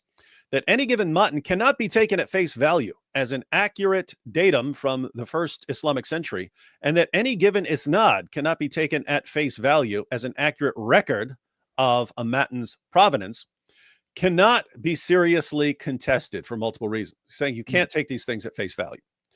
And he gives multiple reasons. He says, firstly, there's an overwhelming prior probability based upon the ubiquity of fabrication in late antique and medieval religio-historical, pagan, Jewish, and Christian ascriptions. He's just saying during that time, people are making stuff up left and right. Yeah.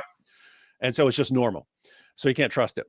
Secondly, there is the high frequency of contradictions within the hadith corpus, which necessitates the occurrence of a huge amount of fabrication, interpolation, and or mutation, and therefore skepticism towards any given hadith. In other words, you go to these hadith collections and they give you completely contradictory accounts, and even if they're all sahih. And to give you an example, you can go to sahih narrations and they will tell you that Muhammad allowed mutta, temporary marriage, basically prostitution. He allowed that for a while and then he forbade it.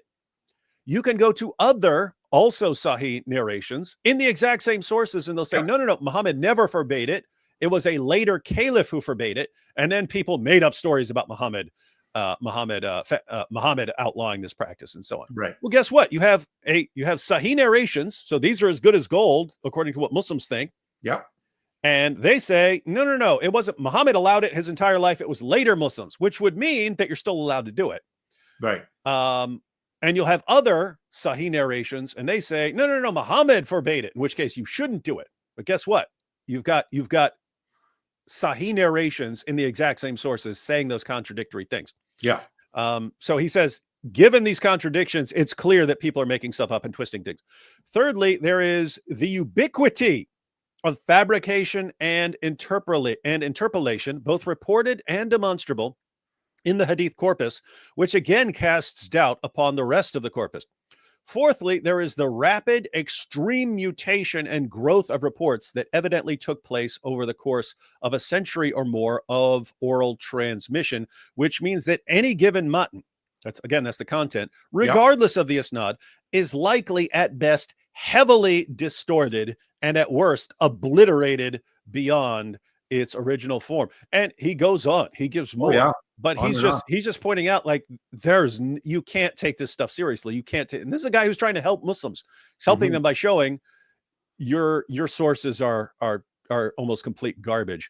Yeah. And it's interesting because based on his discussion of non-Muslim hadith scholars, this is basically the position of non-Muslim hadith scholars. Yes. So you've got your Orthodox Muslim hadith guys, and they take this as good as gold, even though it's a methodology this goes back to what we were saying earlier. Yeah. It's later Muslims who come up with this stuff, and you guys think that this is like this is the only way to do things, and this is like from God. Yeah. It's just a method that people invented later to try and deal with all the lying that's going on, trying to get to some idea of the truth.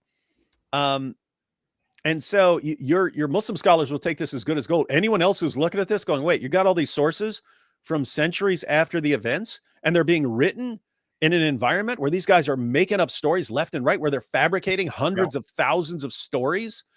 And this had been going on for 2 centuries of making things up, and then you're going to quote these things as reliable? Are you kidding me? Are you joking? And it's crazy because it's like the foundation of their religion. Yeah, like David, you could see that right in, for example, the Quran says Muhammad didn't do any miracles. He's only a warner. He didn't do any miracles. And then later Muslims will say, well, the Quran is his miracle. But then you go to the Hadith, and now he's multiplying food. He is shooting water out of his fingers, like he's a new X-Men or something, like a mutant. And he's able to, the vegetables and the fruits are crying out Allahu Akbar as he's walking in the marketplace, right? It's like the Muslim version of VeggieTales. And the interesting thing here is that you could see why the Hadith collectors made up these stories, because the Christians kept pressing them.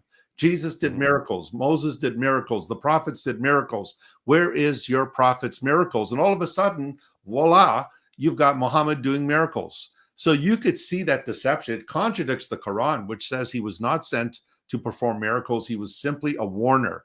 But the Hadith, as Dr. Joshua Little has argued, demonstrates that this is what was happening at that time frame where Christians and Muslims were dialoguing and debating. And so the Muslims came up with these stories about, yeah, Muhammad did miracles too. Just like Jesus multiplied bread, Muhammad multiplied bread as well. Yeah, and guys, this all ties in. This all ties into what we were talking about earlier when we were talking about the principle of embarrassment. And I said, if you're reading something and you want to know if it's been invented, is there a good reason to invent this? And if there is, again, wouldn't mean that it didn't happen, but you'd be a little more suspicious. If you look at something and say there's no reason to invent this, I can't imagine anyone inventing this, then that doesn't prove that it's authentic, but it's evidence that it's authentic, and so on. So, you're basically weighing evidence. But this ties in to where you have all these Muslim sources saying that Muhammad performed miracles.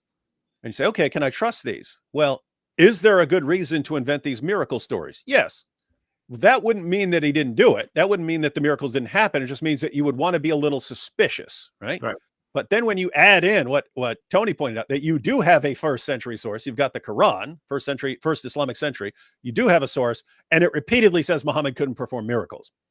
And so wait a minute, you've got your earliest source that says, no miracles, no miracles, no miracles, no miracles. He brought the Quran. That's it. He's a warner. Yeah. And then later Muslims say, he's shooting water out of his fingers and doing all these things. It's like, okay, so I would have been suspicious of those stories because they're late and you had good reasons to invent those stories. Yeah. But now I factor in that we do have an early source and it repeatedly denies that he can perform miracles.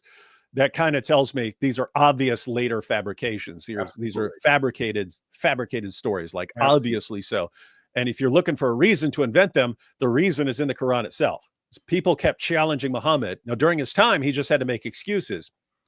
But later Muslims, they realized it's actually easier to just make up some miracle stories than to try to explain to Jews and Christians why Muhammad couldn't do the kind of miracles that like Moses or Jesus did. Right. It's easier to make stuff up. Guys, that's a fundamental rule in Islam. It's always easier to destroy all the evidence, to burn all the evidence, or to lie, to make things up, than to do the difficult work of telling the truth and arguing about it. Exactly. Okay. Well, thank you for your super chat. I know David Wood believes Muhammad was a real person, but if he wasn't, who do you think created the sin? The Persians? The standard Islamic narrative. Okay. The standard Islamic narrative, the Persians, some heretical Christian group, etc. Oh, sorry. Let me bring that up. Yeah, there it is. Yeah. So, I mean, if you want, you're speaking hypothetically. If Muhammad wasn't a real person, if he was invented, then you'd have some basically later ruler who looks at the Jews and looks at the Christians and says, these guys have a religion that unites them, and therefore we need something that will unite us as well. And so we need to basically invent a religion.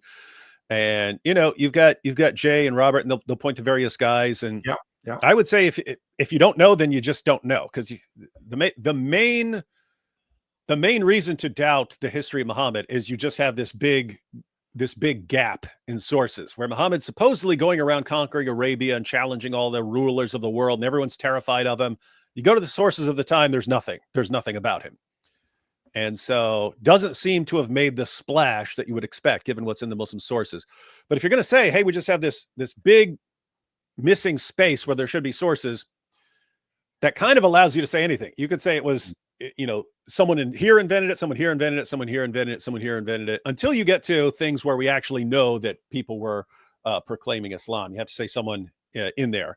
So, but I don't, that's not my view. I think there's obviously a lot of embellishment and so on. When Tony and I were talking about the principle of embarrassment, and we're saying it's important, a lot of what you think about the history of Muhammad is going to come down to how much confidence you have in a principle like the principle of embarrassment. And guess what? That's kind of subjective. That's kind of subjective, because if you were looking at the history of Muhammad, you said, okay, what am I going to believe about Muhammad? You would want, one, early sources. You don't have them. You just don't have them. You don't have early biographical sources. You got the Quran, but the Quran could be about other things. We're interpreting the Quran through the lens of later sources and so on. So if you believe those later sources are fabrications and so on, you can interpret the Quran in different ways. So the normal things you'd be looking for, if you're trying to examine someone like Muhammad, you'd be looking for early sources. You don't have them. You'd be looking for multiple sources. In other words, like what you have with the Hadiths in different versions and stuff, so you can compare them. But you'd want early ones. You don't have them. You want multiple sources, multiple early sources, like what you have in the Gospels, right? Mm-hmm. 3, you want independent sources. In other words, you don't want 5 sources, but they're all quoting the same guy. That's actually one source. Yeah. You'd like multiple independent sources, and that way you've got multiple independent witnesses.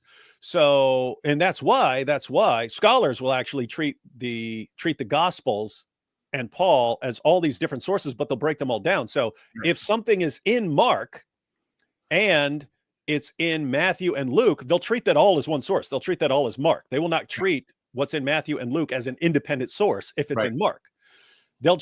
But there is material in Matthew that's not in Mark. It's not in Luke. It's not in John. So that's called M. That's treated as its own source. Right. Then you'll have material that's in Luke that isn't in Mark and isn't in Matthew and so on. They'll treat that as L. And then there's this material that's in Matthew and in Luke, but not in Mark. So they come up with a hypothetical document that Matthew and Luke were both quoting something else, either a document or oral. Something oral or something like this, but they call that Q. The Q, probably. Yeah, and then there's lots of stuff in John that is not in the other Gospels and so on. So that's how they break them down. That's how they get independent sources. So what you're looking for is, you've got Mark, and you've got material that's in Mark, and that'll be treated as a source. Then you have material that's in Matthew that isn't anywhere else. Right. If that's giving you the same doctrine as what's in Mark, that's an independent source. So what you're looking for is, we've got 5 different independent sources, first century sources, all telling us this about some doctrine about Jesus and so on. Well, guess what? Now you have multiple independent early sources. That's what you're looking for from a historical perspective. Right. You don't have that at all with Islam. All that goes out the window. You don't have any of that to go on. You don't have multiple independent early sources. You don't. So what do you have to do? You have to rely on secondary principles, other principles of historical investigation. But guess what? Now you're relying on secondary principles, not even the main principles. And it's going to come down to how much confidence you have in these secondary principles. I have a lot of confidence in the principle of embarrassment. It's one of the main principles I would use, apart from the basic principles about early independent testimony. So I put a lot of stock in it, especially if it was just one thing and I couldn't think of a reason. I can't think of any reason to invent this. If it was just one thing, then I would say, okay, maybe there's a reason that I just haven't thought of it yet. In other words, maybe this is made up. When it's like 180 different things, and I'm like, I can't think of any reason to make that. You would be absolutely insane to make this up. If you're trying to get people to believe in Muhammad, you're inventing a religion and you make this up, you would have to be a complete lunatic. And you just go down the list and it's all sorts of things. Like to me, it's basically too much. But guess what? That's not me saying it's just too much isn't a tremendous argument. right? So Yeah. in other words, I'm defending the people who are the mythers here, the mythicists. Yeah. I'm saying, gosh, it's just mind-boggling. It's too much. It's too much to invent, and it's too many different things to make up.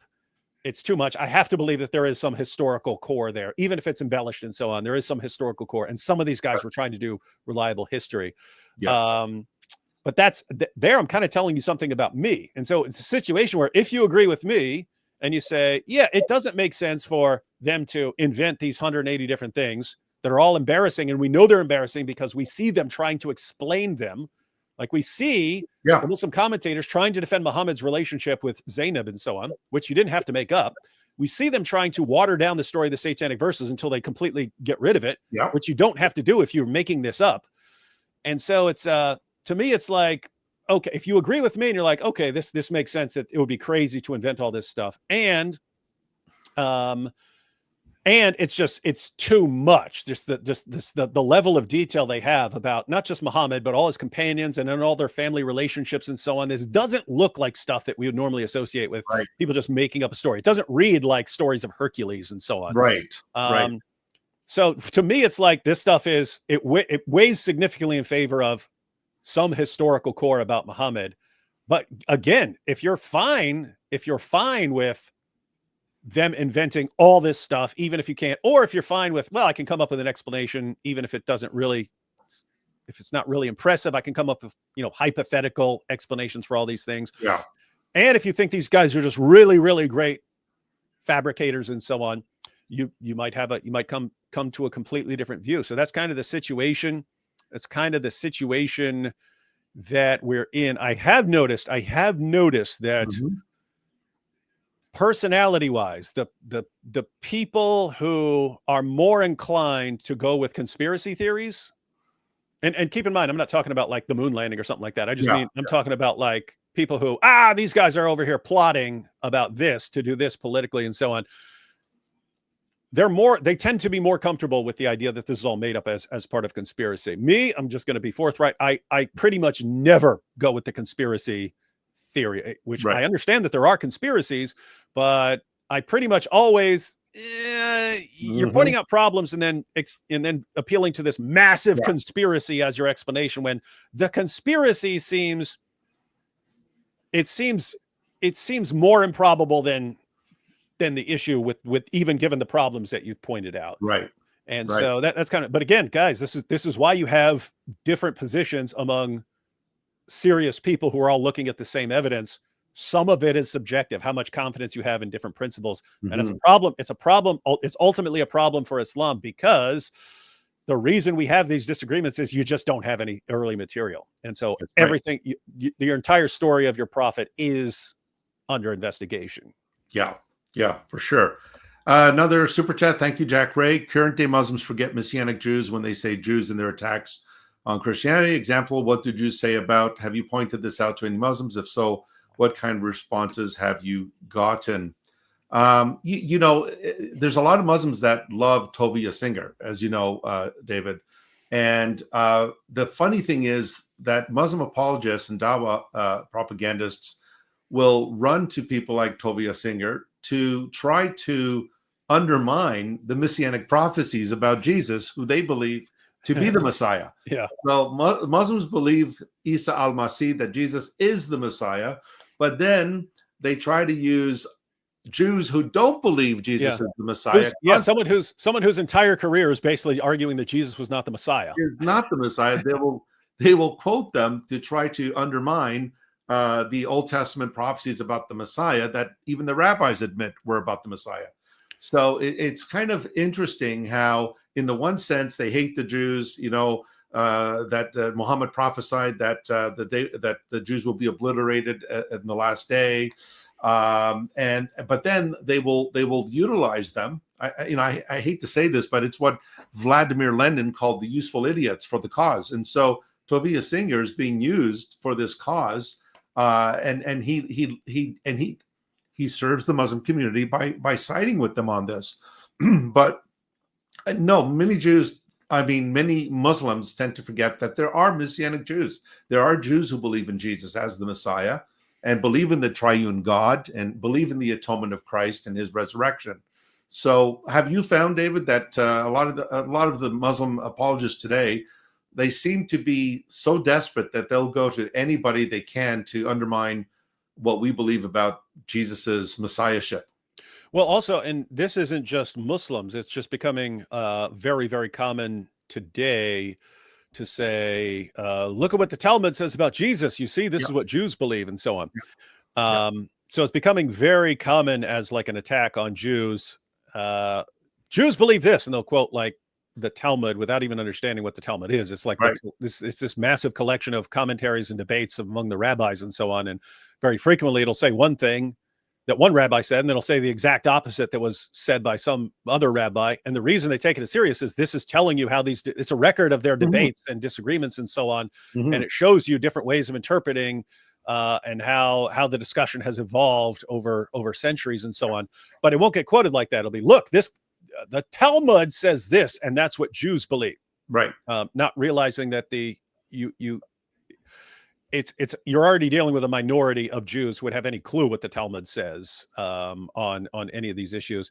And if you did have a serious Orthodox Jew who's studying the Talmud daily, he would be familiar with the fact that these are parts of debates and so on. In other words, the Talmud isn't like the Quran in the sense that it's like, oh, you've got all these commands and these are all you're bound to accept all of this as the revelation and so on. You can say, that's Rabbi so-and-so. I don't like that guy. That guy's always on the wrong side of every issue. He don't know what he's talking about. Right? I prefer this rabbi. He said this and so on. So anyway, the point is, when you hear, but the Jews say this, what do the Jews say about this? Like, what do you mean by the Jews on an issue? You have a big spectrum of views among Jews. So on one side of the spectrum, you have, as you point out, Messianic Jews. So these guys believe in the New Testament. They believe that Jesus is the Messiah. They believe in all these things. They're Jews, and they believe what Christians believe about God and the Messiah. Then at the other end of the spectrum, you would have Jews who still maintain certain things about Jesus in the Talmud, that Jesus is a really bad guy and that he's in hell and things like that. You'd have that. But you also have everything in between. You have everything in between. In fact, the main thing you see in Israel, the main position that I've seen in Israel was they don't think about him much. In other words, it's not like my view of Muhammad, where I'm hostile towards Muhammad because of his teachings. It's more like me and Buddha. I don't believe in Buddhism. I don't believe that he was the enlightened one, but I don't sit around, I'm not going after Buddha. I don't care much. That seems to be a lot of Jews in Israel. We just don't care. What are you talking about? We don't care. And so you have those. You also have, I was talking to a Jewish guy the first trip I took to Israel, and he was saying, so he doesn't believe in Jesus, but he was going, yeah, Jesus won. we go, wait, what do you mean he won? He goes, yeah, he won. He came and he pointed out all the hypocrisy. He was exposing all the hypocrisy of the religious leaders. You're going to tell us you can't help someone on the Sabbath. You can't help someone on the Sabbath. Because and they make all these rules and say you can't help someone on the Sabbath and so on. Jesus came along and said, what are you talking about? You would help your animal if he fell down on the Sabbath. Why wouldn't you help a human being and so on? He goes, Jesus won. Jesus won. He says there's no one in Israel, right? There's no ambulance in Israel that's not going to pick you up on the Sabbath if you're hurt and so on. So he goes, he exposed the hypocrisy and he won. So you have that. Then you have which is interesting. And I've pointed out, because someone asked in a comment, about dual covenant theology. That's the idea that it's not that you've had it's not that you've had multiple covenants. That's indisputable. Right. But that there are still two covenants right now. If you're a Jew, you're under the Mosaic covenant. And if you're a Gentile, then you have your covenant through Jesus. Right. So I was asked about that because there are Christians who believe that. So, hey, I believe this is a covenant for me as a Gentile, but you Jews, you still have your covenant. So on. Right. I don't believe that from a Christian perspective. Jesus is the Messiah, not just for us. He's the Messiah for everyone. But I had to point out that if I were an Orthodox Jew and I did not believe that Jesus was my Messiah, I would probably adhere to some form of dual covenant theology, because I could not deny, given the prophecies about being a light to the Gentiles and so on, I could not deny that Jesus is by far the most obvious fulfillment of that. And so if I were an Orthodox Jew and I did not believe that Jesus was my Messiah, I still couldn't believe that Jesus was just a bad guy or something like that. I would have to believe, no, that dude, that guy right there, that guy is a fulfillment of prophecies about us being a light to the Gentiles. And so in other words, I would have to be a very sort of Jesus-friendly Orthodox Jew. And you do have Jews who've held that position. Pinchas Lapid was a Jewish scholar. He actually believed that, I think he believed that Jesus died on the cross and rose from the dead. Pinchas Lapid. Yeah, that's right. Yeah, but he believed it was for the Gentiles. Yes, for the Gentiles and so on. Right. So yeah, anyway, guys, the point is you have a ton of different views in Judaism, ranging from Messianics to people who believe that Jesus was for the Gentile. He's actually from God, but he's for the Gentiles, not for Jews. And so you have all kinds of views, all the way down to Jesus is a horrible, evil deceiver and a magician and influenced by demons and so on the other end of the spectrum. What you don't want to do is pick what's one guy said 1,200 years ago and say, see, this is what Jews believe. You want to know what a particular Jew believes, asks him. But there's not a lot that you can say Jews in general across the board would say about there's Jesus. a wide spectrum. Definitely, there's a wide spectrum. There was a book written by Donald Hagner. It's called The Jewish Reclamation of Jesus, an analysis and critique of the modern Jewish study of Jesus. There is, David, in academia, there is a resurgence among Jewish scholars rediscovering Jesus of Nazareth. In fact, one of my professors at the University of Toronto, Dr. David Novak, was a specialist in this area, and he worked in this particular area of this Jewish reclamation of Jesus. And what you find is that people like Moses Maimonides in the 13th century, he acknowledged that Jesus was the means by which God, the God of Abraham, Isaac, and Jacob, would be known to the Gentiles. And now he didn't believe Jesus was the Messiah, and he didn't have savory words for him. But the one thing he did admit was that the reason why the Gentiles today believe in the God of Abraham, Isaac, and Jacob is not because of Muhammad. They believe in the God of Abraham, Isaac, and Jacob because of the Jew, Jesus of Nazareth, Yeshua. And it's interesting when Dr. Lapid, the fellow you mentioned, he wrote the book, The Resurrection of Jesus, A Jewish Perspective. He was doing a lecture in Germany, and some guy in the audience said something, just something a little insulting about Judaism. And he basically said, if it were not for Jesus of Nazareth, you Germans would still be offering horse meat to Odin. And so it's quite interesting that the reason why the God of Abraham, Isaac, and Jacob is recognized pretty much around the world is not because of Moses. Moses was sent primarily, he was the lawgiver for Israel. But it was because of Jesus of Nazareth that Gentiles around the world love the Bible, the Hebrew Bible, and the New Testament, and they call on the name of the God of Abraham precisely because of the Jew, Jesus of Nazareth. No doubt about it. Just wanted, I'm looking at a comment right here from Daddy Dave. Daddy Dave says, David, I love you, but I really think you're wrong about this. Wrong about what? Yeah. Everything I just said was a fact. Are there Jews who believe in Jesus? Yes. Are there Jews who can't stand Jesus? Yes. Is there all kinds of different kinds of Jews in between? Yes. Are there tons of Jews who don't care at all? Don't think about Jesus? Yes. Are there Jews who think that Jesus is the light to the Gentiles, but not the Jewish Messiah? Yes. What exactly are you saying I'm wrong about? Everything that I just said is complete fact. So I don't know, unless I don't know what angle you're coming from, unless you're going to be like, no, all the Jews hate Jesus or something like that. Yeah. Unless he wants to clarify that. Yeah, that's what I mean. I have no clue what you're talking about. If I say 2 + 2 is 4 and 4 + 4 is 8 and so on, you say, I think you're wrong about this, David. Like, what do you talk? What could I possibly be wrong about there? Right. Okay, Ferris Adam, thank you for your super chat there. Let's go on here and see if there's any other questions here.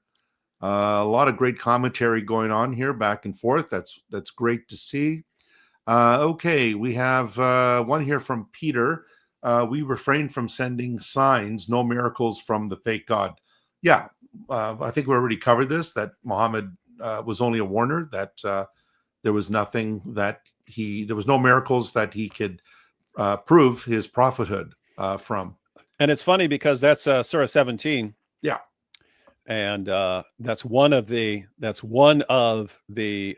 Quran passages they go to. They go to verse 1, which they think talks about Muhammad's night journey. But multiple verses in the rest of chapter 17 make excuses for why Muhammad couldn't perform miracles. Yes. And so on. So it's funny. Verse 1 of chapter 17 doesn't even mention Muhammad, just says our servant. And then the next verse, it's talking about Moses. It sounds like something that he was doing with Moses. Yeah. I've seen Muslims who interpret it that way, but most Muslims think it's talking about Muhammad's night journey because they're reading it through the lens of later sources that talk about this night journey. But guess what? These later sources are from the time when Muslims were inventing miracle stories to cover up their embarrassment. So look at how it goes. You have chapter 17, verse 1, doesn't mention Muhammad at all, nothing to do with Muhammad at all. The passage is about Moses. But it says our servant. It says our servant in verse 1. So let's say, that's talking about Muhammad and it's talking about his night journey. Why do you think that? There's nothing there. There's nothing there about flying around on this magic donkey monster. None of that stuff. Where are you getting this from? Oh, it's from these later sources. These later sources where we know they were inventing miracle stories left and right because they contradict the Quran. And you're saying, no, Surah 17, verse 1 is talking about a miracle of Muhammad when the rest of the chapter repeatedly denies that Muhammad could perform miracles. And these are the gymnastics that they're stuck with. Oh, yeah. And then you've got the reference to the Al-Aqsa, the furthest mosque and so forth. And there was no mosque on the Temple Mount during Muhammad's lifetime. The Al-Aqsa mosque, I believe, was built in the middle of the 700s or the early 700s, but Muhammad was dead by that time. There was no mosque on the Temple Mount. There used to be a temple, which the Romans destroyed in AD 70. So and again, David, the Quran keeps saying it is mubin, it is clear, it is detailed, and yet it is the most incomplete book. I mean, just the death of Jesus. Unclear. Yeah, like Surah 4:157. There's no clarity there. To say it was Judas Iscariot, it was Simon of Cyrene who died in Jesus' place. There's no clarity there. There's 40 Arabic words in that ayah, that verse, that creates more confusion. That's why there's so many interpretations among the Muslims about what happened to Jesus. Oh, we have a challenge here from Irfan Mustafa. Okay. You want to pull that up? Where's the most recent comments? It was just one of the very recent comments. Let me go right. Okay, Mustafa. Let me go right to the bottom there. It says David Wood liar. Okay, let's take a look. All right. Okay. So he says, what's he say? Go ahead and read that for us while I pull up. He says, David Wood liar, 17 verse 1 says about Muhammad. And in the other verses, he says, and he gave Moses the kitab, the book, and he did that. Now he just called me liar. He just called me liar. What did I say? I said chapter 17, verse 1 does not mention Muhammad. And in context, the first person who's mentioned is Moses. So let me go ahead and read this. Surah 17, verse 1. Ladies and gentlemen, who's this about? Glory be to him who made his servant to go on a night from the sacred mosque to the remote mosque, of which we have blessed the precincts, so that we may show to him some of our signs. Surely he is the hearing, the seeing.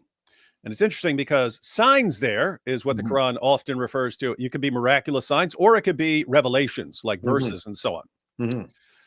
And so on. So who's this talking about? If you're a Muslim and you're familiar with the later story of Muhammad's night journey, which is an extremely late story that we would not take seriously because it comes from that period when Muslims are making things up to try and answer Jews and Christians who are constantly asking what Muhammad's miracles were.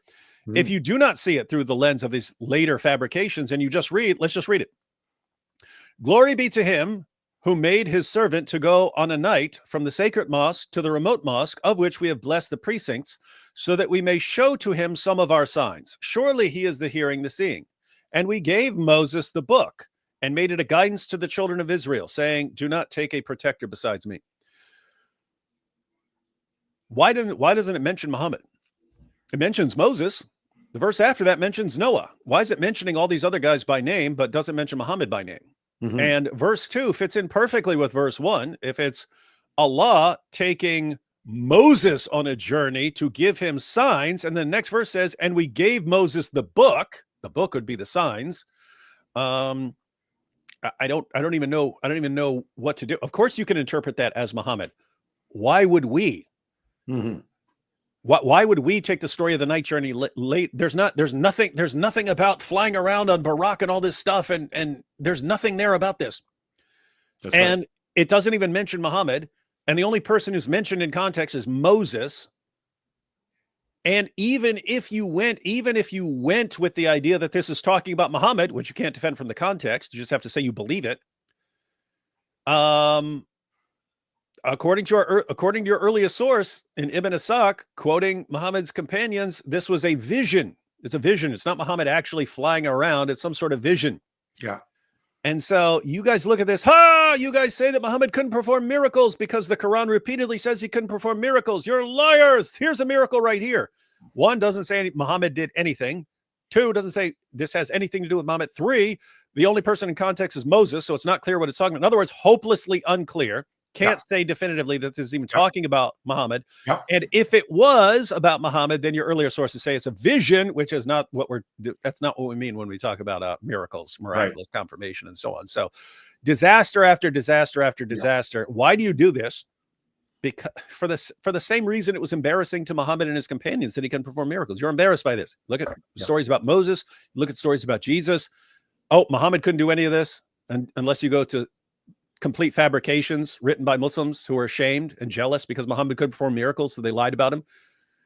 It's pathetic, dude. It's pathetic. You want someone who performed miracles, trust in someone who performed miracles, not a guy who convinced a bunch of his followers to lie about him. Yeah, exactly. Good point. All right, we have a question from Benjamin. Roman Catholic Church Second Vatican Council and Catechism says that I think he means Mohammedan God. Allah is same God, creator and judge that Romanists believe in, and thus Muslims can be saved. Is it heresy? So let me take a jab at that. Yes, the Second Vatican Council and the Catechism that quotes the Second Vatican Council says that Muslims and Christians worship the same God. And obviously, if you know anything about Allah and you compare him to Yahweh, they're not the same God. Allah is not the father of anyone. He does not have a son. He cannot become incarnate. According to Muslim theology, Allah is so transcendent that it would be to besmirch his majesty to become a human being, to come down to our level. The God of the Bible, Yahweh, right from Genesis 3, he's walking in the garden with Adam and Eve. He appears to Noah in human form. He appears to Abraham in human form. He appears to Manoah, Samson's parents, and Isaiah sees him on the throne, high and lifted up, and Ezekiel sees him in his vision. Daniel sees him coming with the clouds of heaven. So the God of the Bible and the God of Islam are completely different. They're not the same God. The God of Islam, Allah, was the head god of the pantheon. He was a pagan deity. Muhammad simply took him, divorced all the other gods from him, and said, only worship this God, Allah. He swears by created things, swears by the star, he swears by the moon. He swears by things that are inferior to him, which is very strange. You usually swear by something that is higher than you. But the God of the Bible doesn't swear by anything other than himself because there's nothing greater than him. So he swears by his own great name. So the God of the Bible is triune. Allah is an absolute singularity according to Islamic teaching on Tawheed. So they're not the same God, period. Former Roman Catholic councils, former popes, looked at Muslims as heretics, including the Jews. They defined them as heretics. They would never say what the Second Vatican Council said, never. So all you have to do is just look at what other councils and popes have said in the past, and they clearly define Islam as a heretical religion. Couple quick comments here from the chat. Irfan Mustafa had a follow-up. How can Moses go from Mecca to Jerusalem? Okay. You still do not understand what in the world we're talking about here. You're still reading this through the lens of later Muslim sources. What do you mean? Oh, people are already responding to him. Jerusalem is not named. Yeah. That's a good point. Because guess what, Mustafa? You do have disagreements in your sources to what this is even referring to. Yeah. Right. What's the furthest mosque? Yeah. Is Jerusalem the furthest mosque? I thought Islam spread all over the world to every country and every people. Why would that be the furthest mosque? Yeah, so it doesn't talk about Jerusalem. Two, as Tony pointed out, there was no mosque in Jerusalem at the time. So what is this even talking about? That's the point. The Quran is so hopelessly unclear. You don't know what it's talking about. And then you give it the meanings that come from much later, and you're like, obviously it's talking about Jerusalem. Where does the text say that at all? It's obviously talking about Muhammad. Where does the text say that at all? And then and then he said Moses never went to Mecca. What? Really? I thought Mecca was this big pilgrimage site, and Abraham and Ishmael and they were all going. I've had Muslims argue that David and everyone, they're all going there. They're all going to Mecca. So what are you saying? Moses never went to Mecca? And why are you assuming this is even talking about Mecca? You're reading that into the text.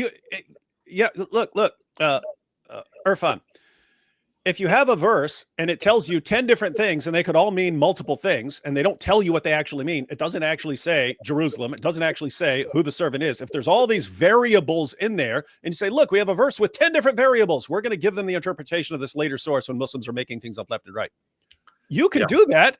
You can't expect us to do that. Why am I going to do that? I think your later sources are a joke. So explain to me from the Quran itself why all this stuff has to mean this. You can't.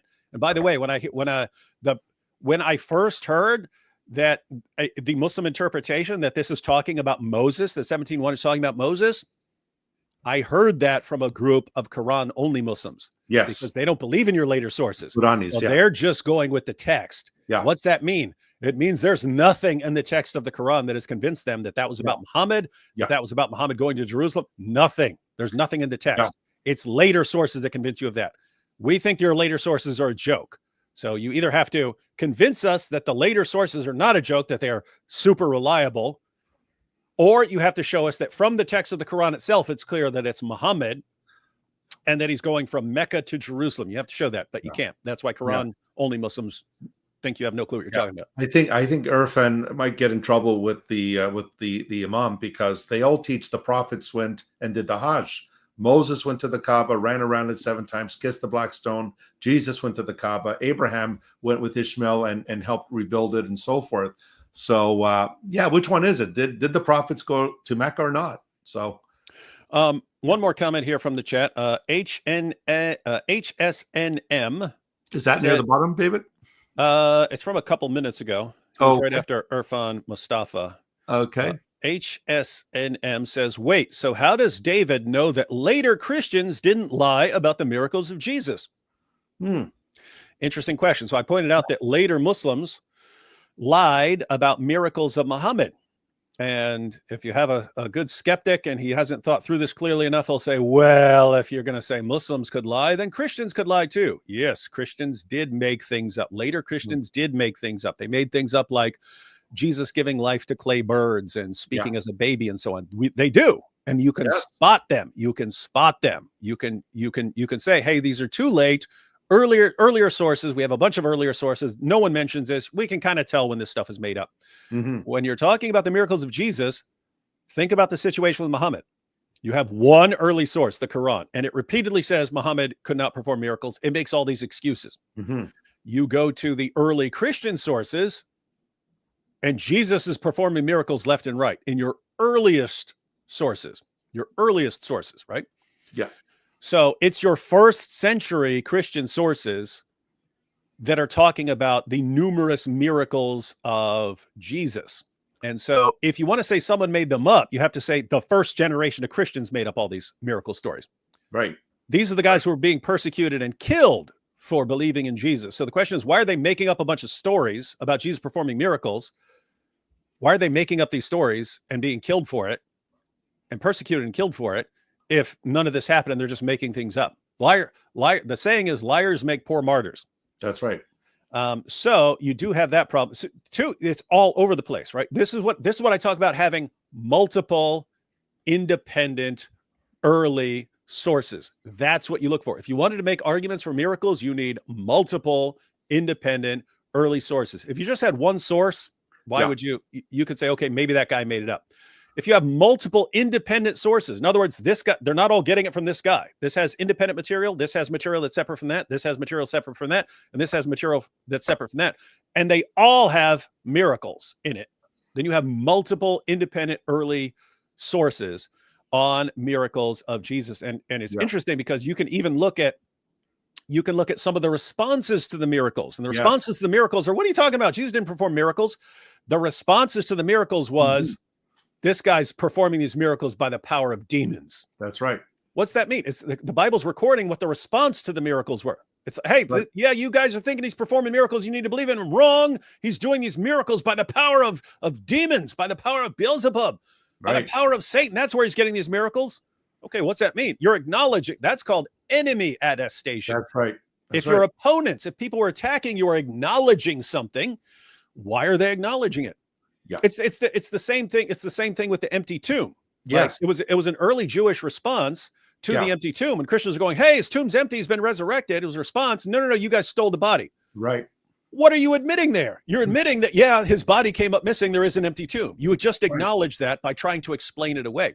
Exactly. So that's when your opponents admit something that helped you. And so basically, if you're going to say, but David, the same reasoning that you applied to Muhammad with making these things up would apply to, no, because the difference is in Christianity, you do have multiple independent early testimony. Right. You have the testimony of your opponents who are agreeing with you. You have the idea that liars make poor martyrs, that if the first generation is making up all these miracle stories, it makes no sense for them to be inventing the figure of Jesus as this miraculous wonder worker. None of that makes any sense. So by the way, it's pretty standard among historical Jesus scholars, even atheists and agnostic scholars, to grant that Jesus was known as a miracle worker. They don't, keep in mind, they don't believe in miracle. If you're talking about atheists and so on, they don't believe that Jesus was an actual miracle worker, but they believe that he was known as a miracle worker. Yes. And it's specifically because you have lots of early sources. This is just dominant. Even his opponents were trying to explain the miracles and so on. And they take this stuff pretty seriously. Yeah, and you're right, David. There's not just miracle worker, that he was an exorcist as well, that he exorcised demons, and even enemy attestation. The Talmud in the Babylonian Talmud, Sanhedrin, it mentions that Yeshu was they were calling for his death because he led Israel astray with sorcery. So even the Talmud tries to explain. It doesn't deny that he did signs, but it attributes it, as you said, as the Pharisees attributed it, attributes it to sorcery. So again, you got this extra biblical source called the Talmud that speaks of him deceiving Israel with sorcery, which agrees with what Matthew 12 says in Mark 3. And then, of course, Josephus, there's been charges of interpolations in Josephus' Testimonia on Jesus, but in Josephus, the core of what he said about Jesus, one of the things he said was that he was a wonder worker. So we do have attestation even outside of the New Testament Gospels. So you're right. When your enemies start to make excuses for why you do what you do, that enemy attestation is very powerful, very powerful. And I'd have to say that it just fits much better. The Romans crucified a lot of people. The Romans crucified a lot of people. Why was this one guy so different? There had to be something different about him. If he was just another guy who was crucified, you wouldn't have had all this stuff. And it makes no sense to say a bunch of guys just got together and fabricated all this stuff about some random guy who died. Yeah. And even and then they're willing to be persecuted and killed for it. Doesn't make any sense. But even the manner of his death, David, when you think about crucifixion and what the Torah said, Deuteronomy 20:21 says, or 21 or 22, I'm going by memory here. It says that cursed is he who hangs on a tree. And so in the first century, Jews interpreted that passage to also refer to crucifixion, to hang on a tree on a cross. And so what Jew would come up with the idea that the Messiah, the anointed of God, the King of Israel, that the anointed of God would die the death of an accursed criminal? So we know that the early Christians didn't invent this, because the most embarrassing thing to the Jewish ears was that the Messiah died the death of an accursed criminal. not only died, but he was stark naked. They stripped him naked and flogged him and so forth. And to the Jew, how could the Messiah be cursed by God? Well, it's not until later that they recognize that he was not cursed because of himself, but he became a curse for us. Galatians 3:13, he became our substitute. And so the idea of a crucified Messiah, that's why Paul says that Christ crucified is a stumbling block to the Jews. They can't conceive of a crucified, it's an oxymoron. So they were not looking for a dying and rising Messiah. What we can tell from the Jewish sources of that time is they were looking for a powerful reigning royal Messiah who would come, boot out the Romans, and establish the kingdom on earth. The idea of a dying, rising Messiah was the farthest thing from their minds. That's why the disciples couldn't understand when Jesus said that he was going to die and rise again. They were afraid to ask him, according to Mark's gospel, because the idea of dying and rising again, to them, resurrection is something that happens at the end of the world. How could he rise within history and time and rise to immortal life? So all of this type of stuff, when you take it into consideration, this does not smack of conjecture. It's something that happened. And as you said, David, when people followed messiahs, once they died, they either disbanded or they followed another messianic pretender. But in the case of Jesus, they continued to believe in him, claiming that he had risen from the dead and that he had appeared to them.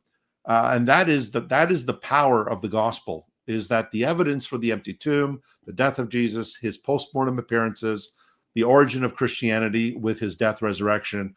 I mean, there's nothing like it. No religion has this type of evidentiary power, explanatory power. Yeah, Tony, I just wanted to add real quick that I responded to the objection by HSNM, who was that was about the why wouldn't we think that Jesus' miracles were also made up? But I realized that was dude's a clown. HSNM said, yeah, because the gospel narrative is a plagiarism of Dionysus. Oh. And then he follows up with, the empty tomb trope is a common one in the dying and rising God genre. Yeah, HSNM, if you ever want to expose yourself as a complete clown who watches some stupid YouTube videos and has never done the slightest bit of historical research in your entire life, just do what you just did. Yeah. Instant clown level. Clown. You're a walking clown emoji. I'm saying, my goodness, do you have any clue how stupid you sound when you say that stuff? Yeah. To people who've been, I mean, the very idea that a bunch of first century Jews are going to say, we really like this story of Dionysus. Let's make a story about our guy dying on the cross, and we'll go to our bloody deaths. Proclaim. Yeah. The words cannot express. These were monotheists.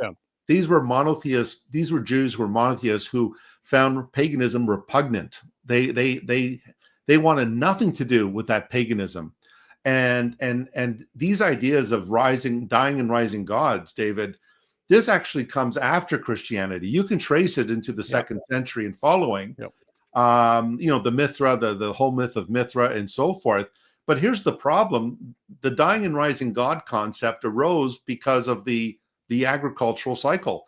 And so to them, during the fall, everything dies, the trees, the leaves fall off. So they saw that as their God going into the netherworld. And then in the spring, when the trees bud and so forth, they believed their God came back. But here's the problem: Jesus didn't die in the fall. He wasn't crucified in the autumn and then raised in the spring. He died in the spring in Passover. The connection is completely off base.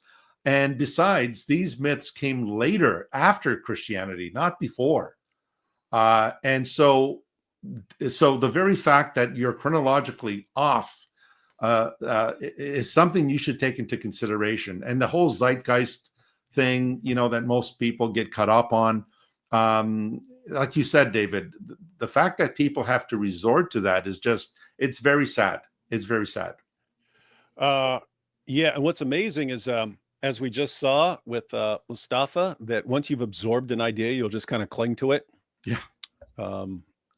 You've got the same thing with like Jesus mythers and so on. Once you've absorbed the zeitgeist theory and so on, you can't pry it out. Nope, it's all copied. Okay, what if no scholar on the planet thinks you have any clue what you're talking about?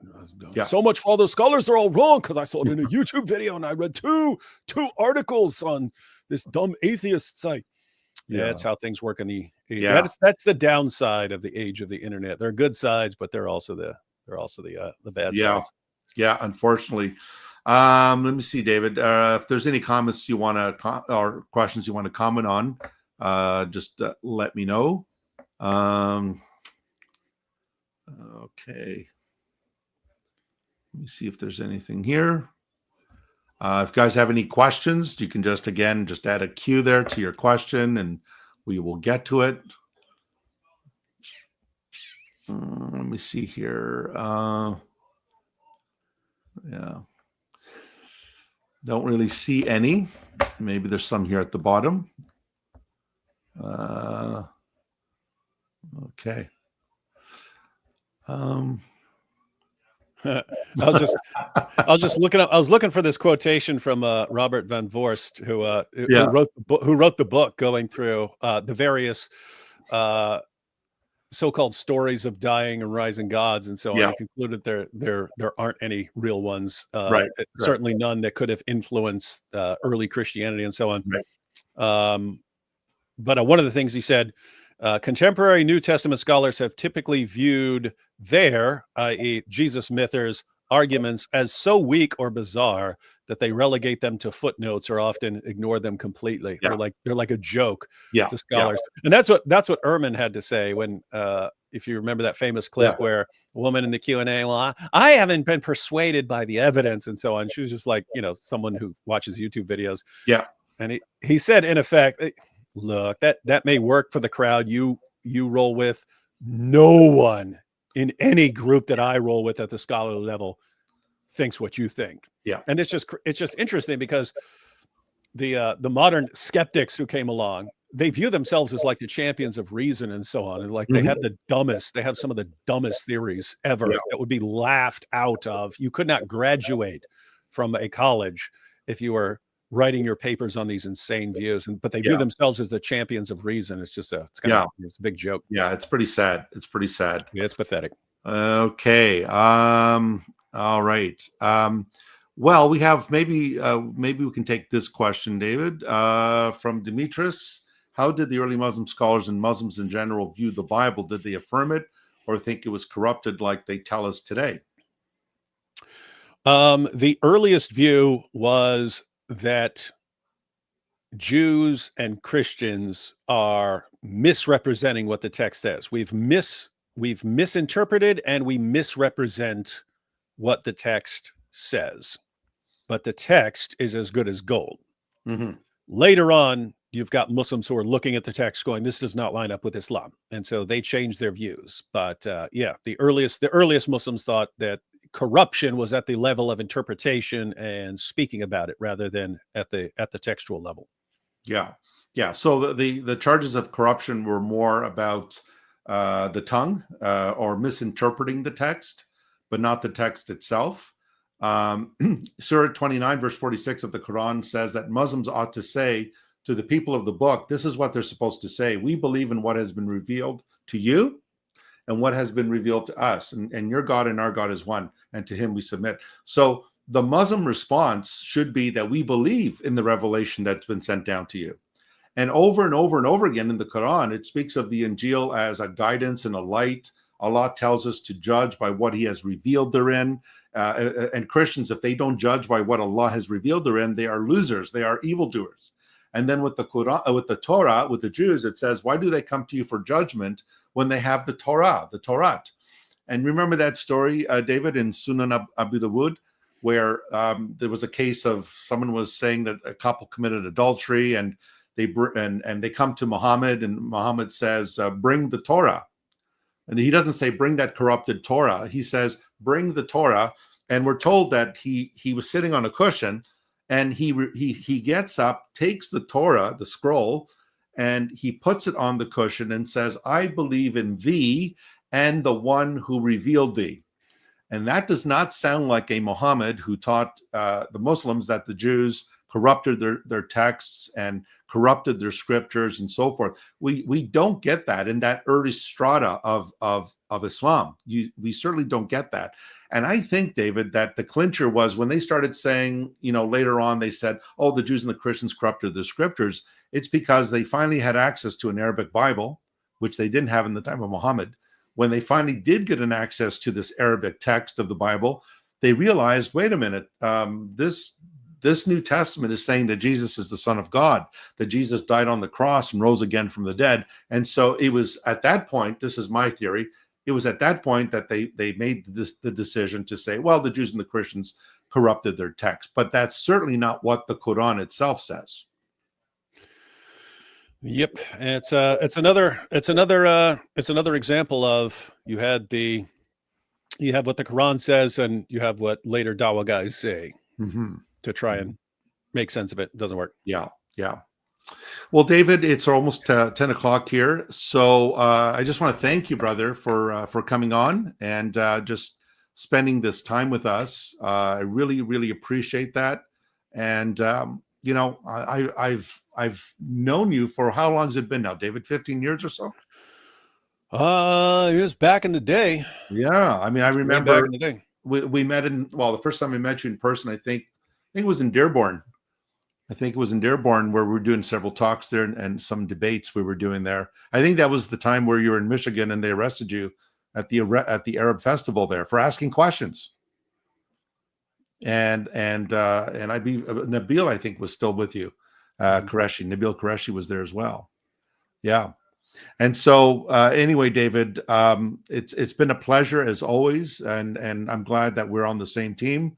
So folks, I just want to thank you all for joining us tonight, and for if we didn't get to your questions, my apologies. We just had so many questions. Thank you again, all of you who gave in the super chat. Thank you again. The Muslims who came on as well, we love you. We're not here to condemn you. That's not our job. Our job is to love you for the sake of Christ, and to implore you to come to Christ, to come to the real Jesus, the Jesus of the Bible, who died for sinners and who was buried and who was raised again. And he loves you, and you can come to know eternal life and come to know God as Father, not just as some master, some tyrannical master, but come to know him as Father. And so our battle is not against you; it's against the ideology of Islam and the Islamic texts. So, David, is there anything that you would like to leave us with tonight? No, just I kept glancing at the the follow-ups. Okay. Really, really terrible. You've got some Jesus mythers who are again they view themselves as the champions of evidence and reason, and are a complete laughing stock. I asked a historian about them one day. I was like, hey, what do you think about the Jesus mythers? He goes, we think of them along the same lines as Holocaust deniers. That's what we think of them as. Right. No, that's sad. That's sad. So, folks, I believe I left some links in the description box for Dr. David Wood. You guys can check that out. And thank you again. Just encourage you guys, if you would like more resources in apologetics, subscribe to my channel, Toronto Apologetics. And there's a lot of stuff there, not just on Islam. We got stuff on various topics there. So thank you again, everyone. And the Lord bless you and keep you. And may the Lord cause his face to shine upon you. May he turn his face towards you and give you shalom, give you salam, give you peace, and Merry Christmas. Jesus is the reason for the season, and he is God's indescribable gift to us. Thanks again, folks. Lord bless you. Bye for now.